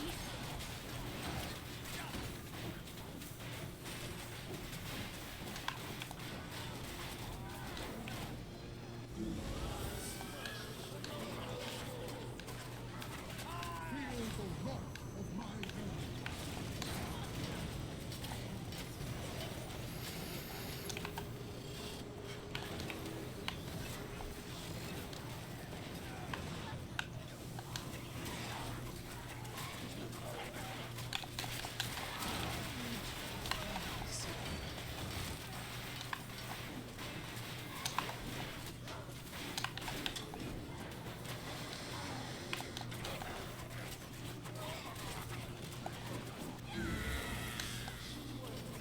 I'm just trying to concentrate on one of them.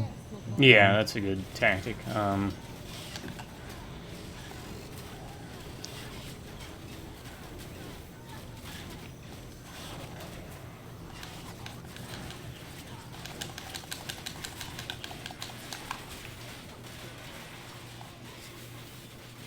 I'm trying to keep the hordes thinned.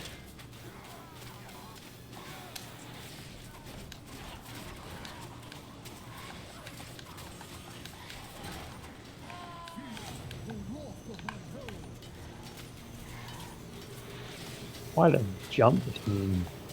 Chaos and I guess that's the point. Oh shit. Never mind. oh yeah, that's what got me was those steam things.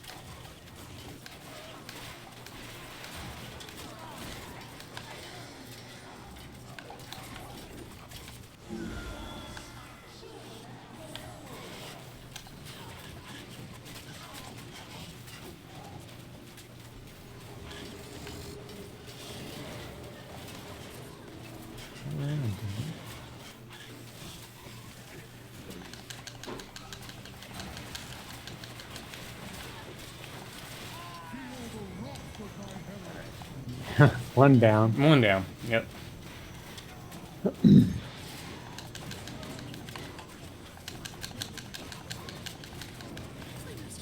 Oh shit. Minotaur. And stuff falling from the screen.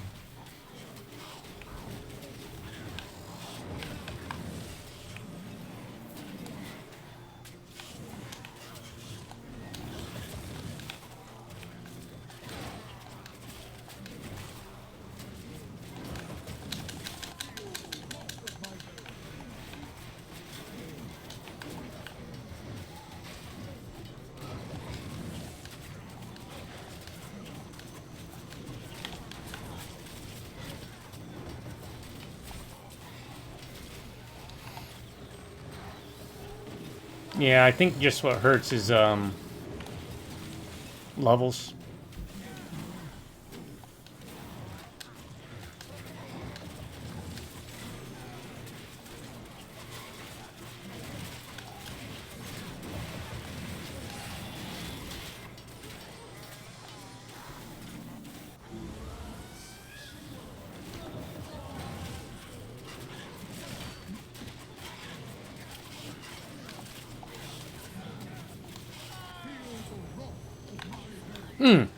I'm down.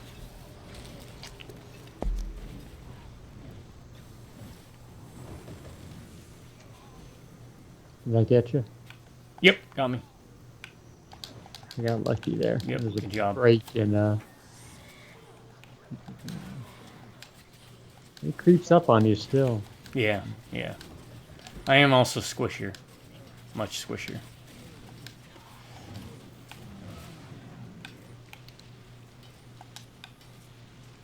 These damn things would turn around.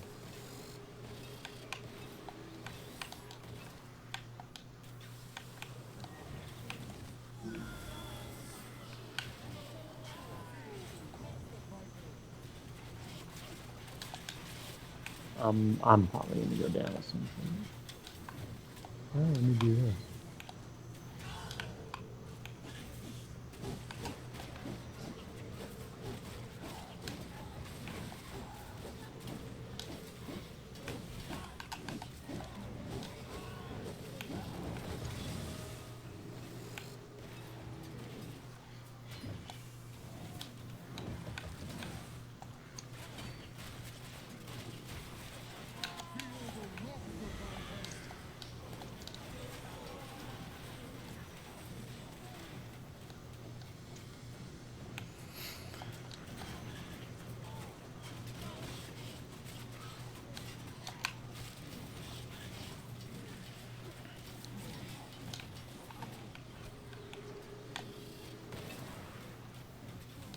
How did that hit me?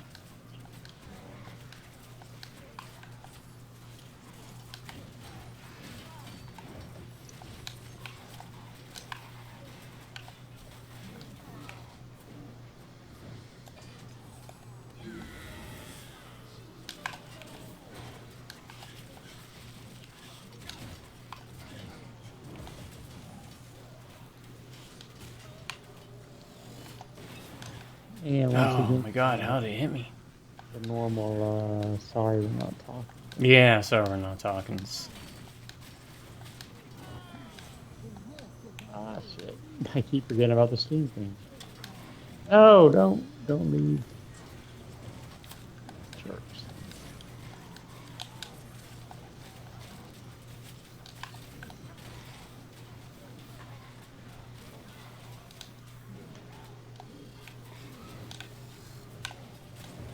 Mm-mm.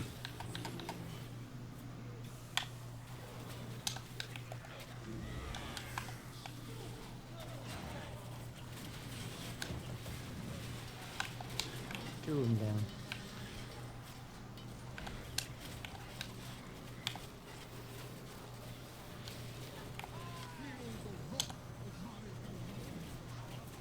Oh, shoot. It's one of the priest guys. I went down again. Alright, we might have to go down to normal.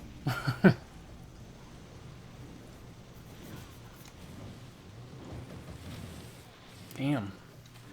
Because it's just going to get progressively harder as soon as we take down those generators. And I don't think we have the gear or the levels to...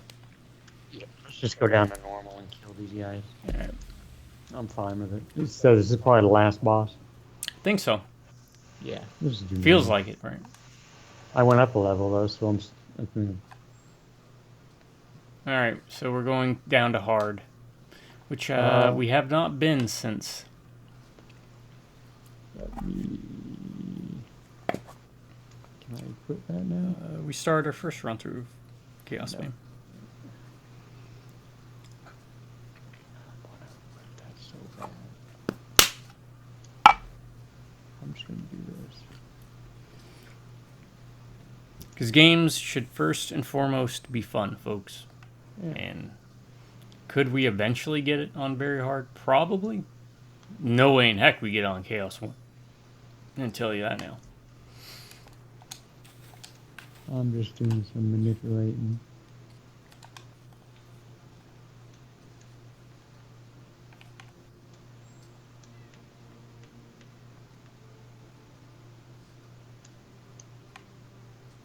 I'm gonna try this.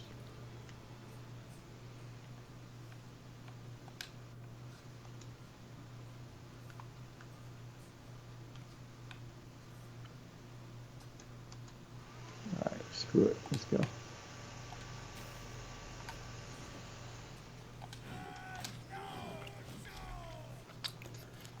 Alright.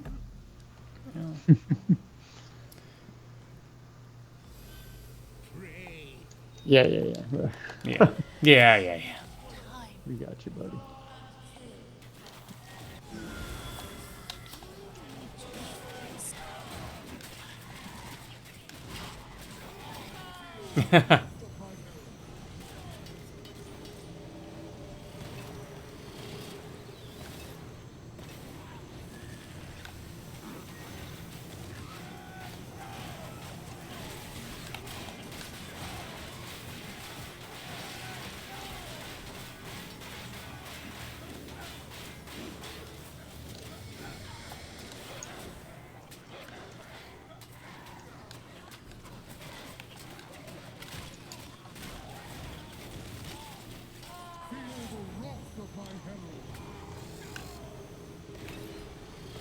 Yeah, I forgot about my energy thing, but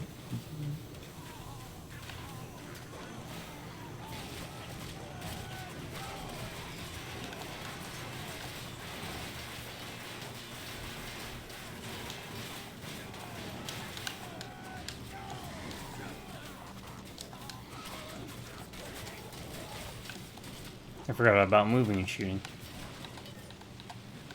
You get like plus 30% damage or something. oh.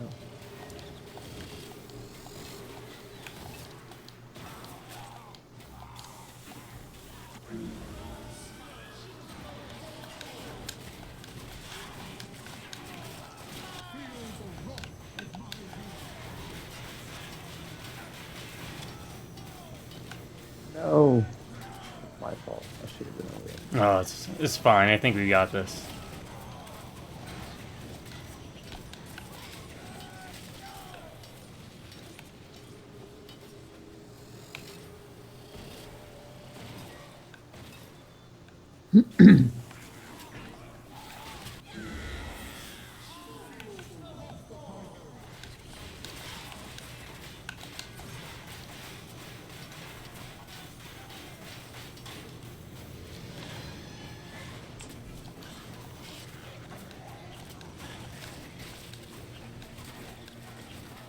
And like we were talking about when we first started our playthrough of this, hard is kind of normal.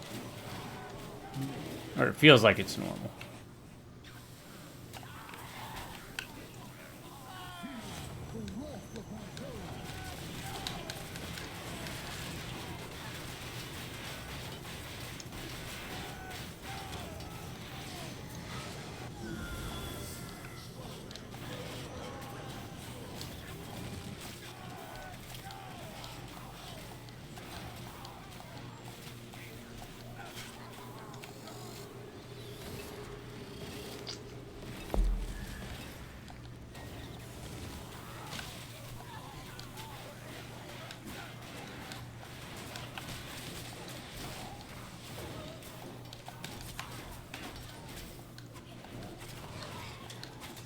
Don't run.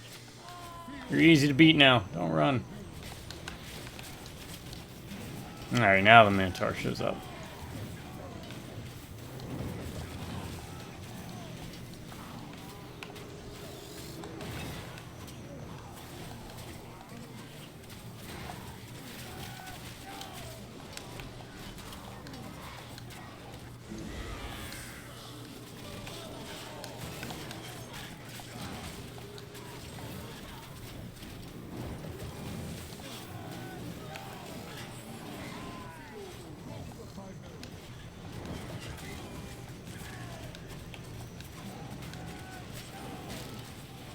See what's going on.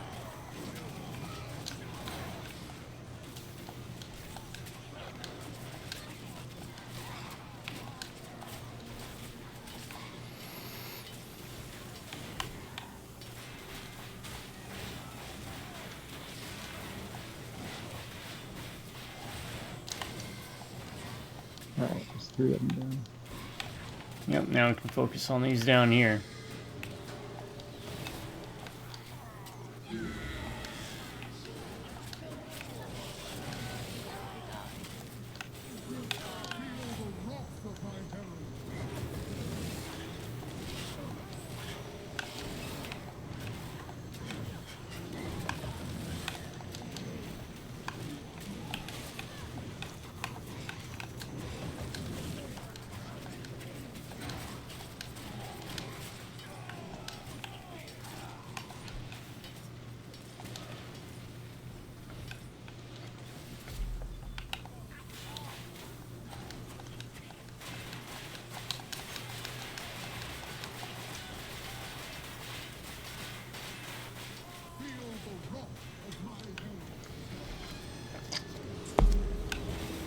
Ah, crap. You alright? Yeah, I was, I got hit by one of those cannons.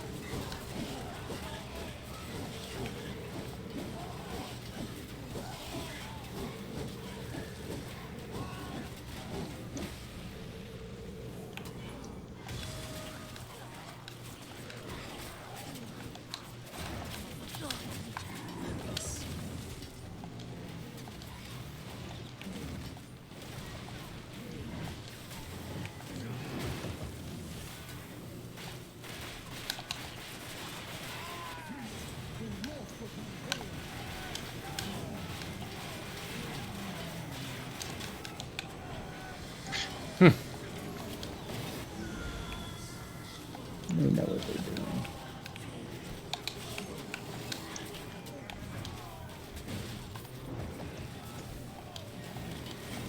So this is indeed the end. I have to say I did not have fun playing this one. Gotta be honest. Least favorite? Yeah, he's kind of bland. Yeah, I kind of... feel the same way about her. The dwarf is a lot more fun. Slayer. Witch Hunter, by far, is the most fun. And dangerous. He was on point.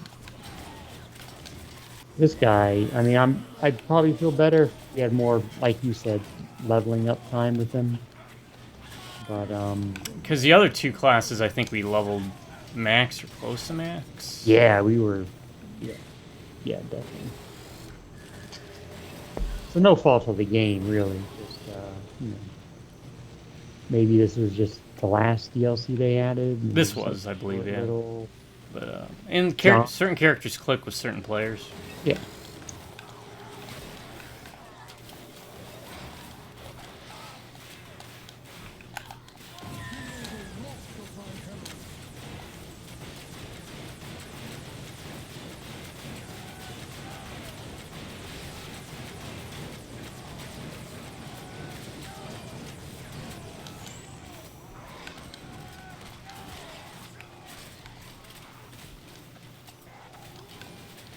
Normally I like pet classes, but these are a bit...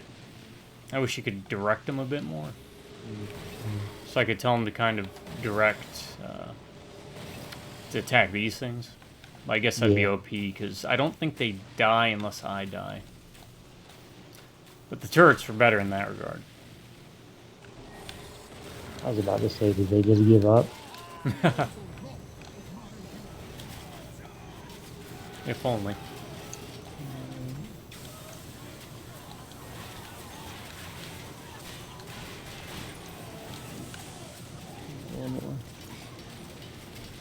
And this is on hard, just to clarify again. Oh, the Chaos Warrior guy now. Poison. Yeah, most definitely glad we lowered it.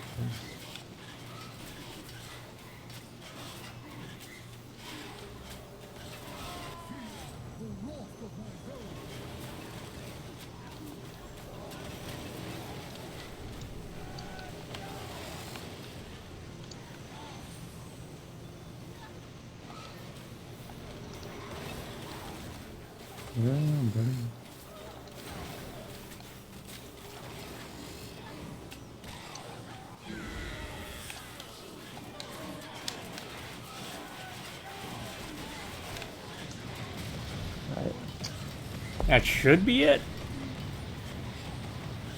We defeated the steam tanks.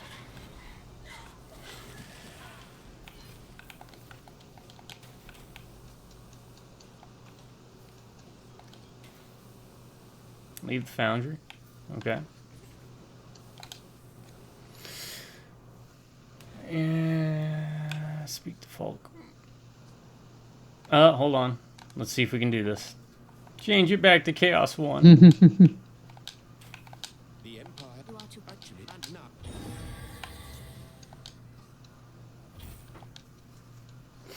I wonder if that'd be a way to kind of cheat. You switch it before you turn in the quest. Hold on a minute. That's it. Where's my inventory?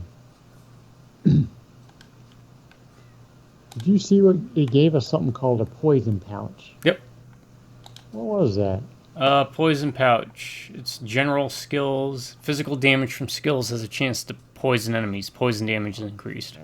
I thought it'd be like, oh, no more poison. Oh, no, that would be nice. But no, that would benefit this character. Definitely a way to go, because she deals with a lot of poison. Alright, that was it. That's the DLC. Oh, okay. Alright, we'll call it here then. Thank you for joining us. We did our top 10 movie list. Next time we'll have another top 10 list.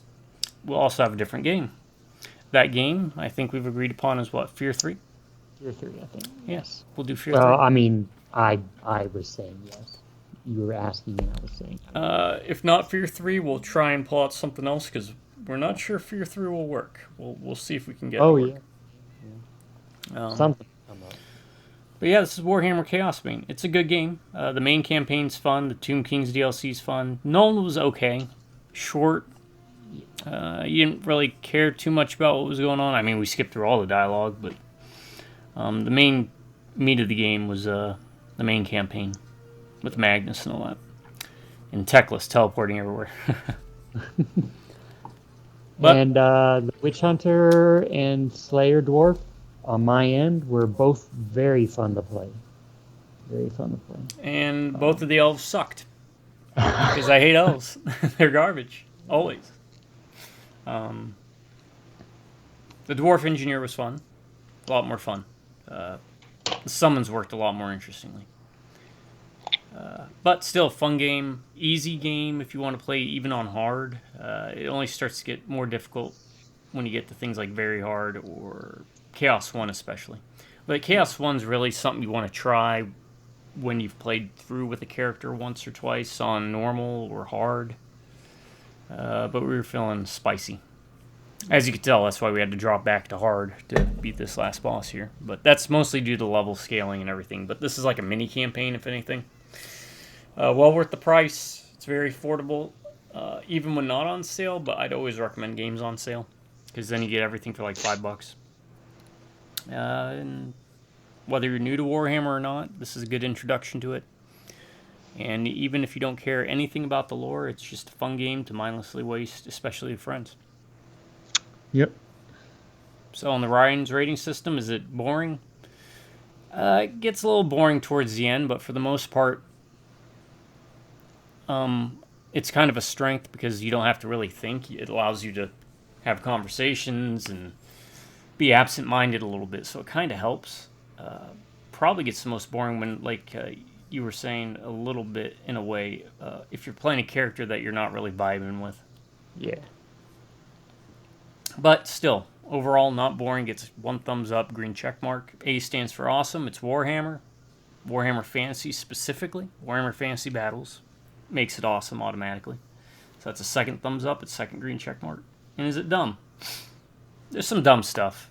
I hate the level cap prohibiting God skill tree points, at least. I wish you could get more skill points and God skill points to make a truly gross character.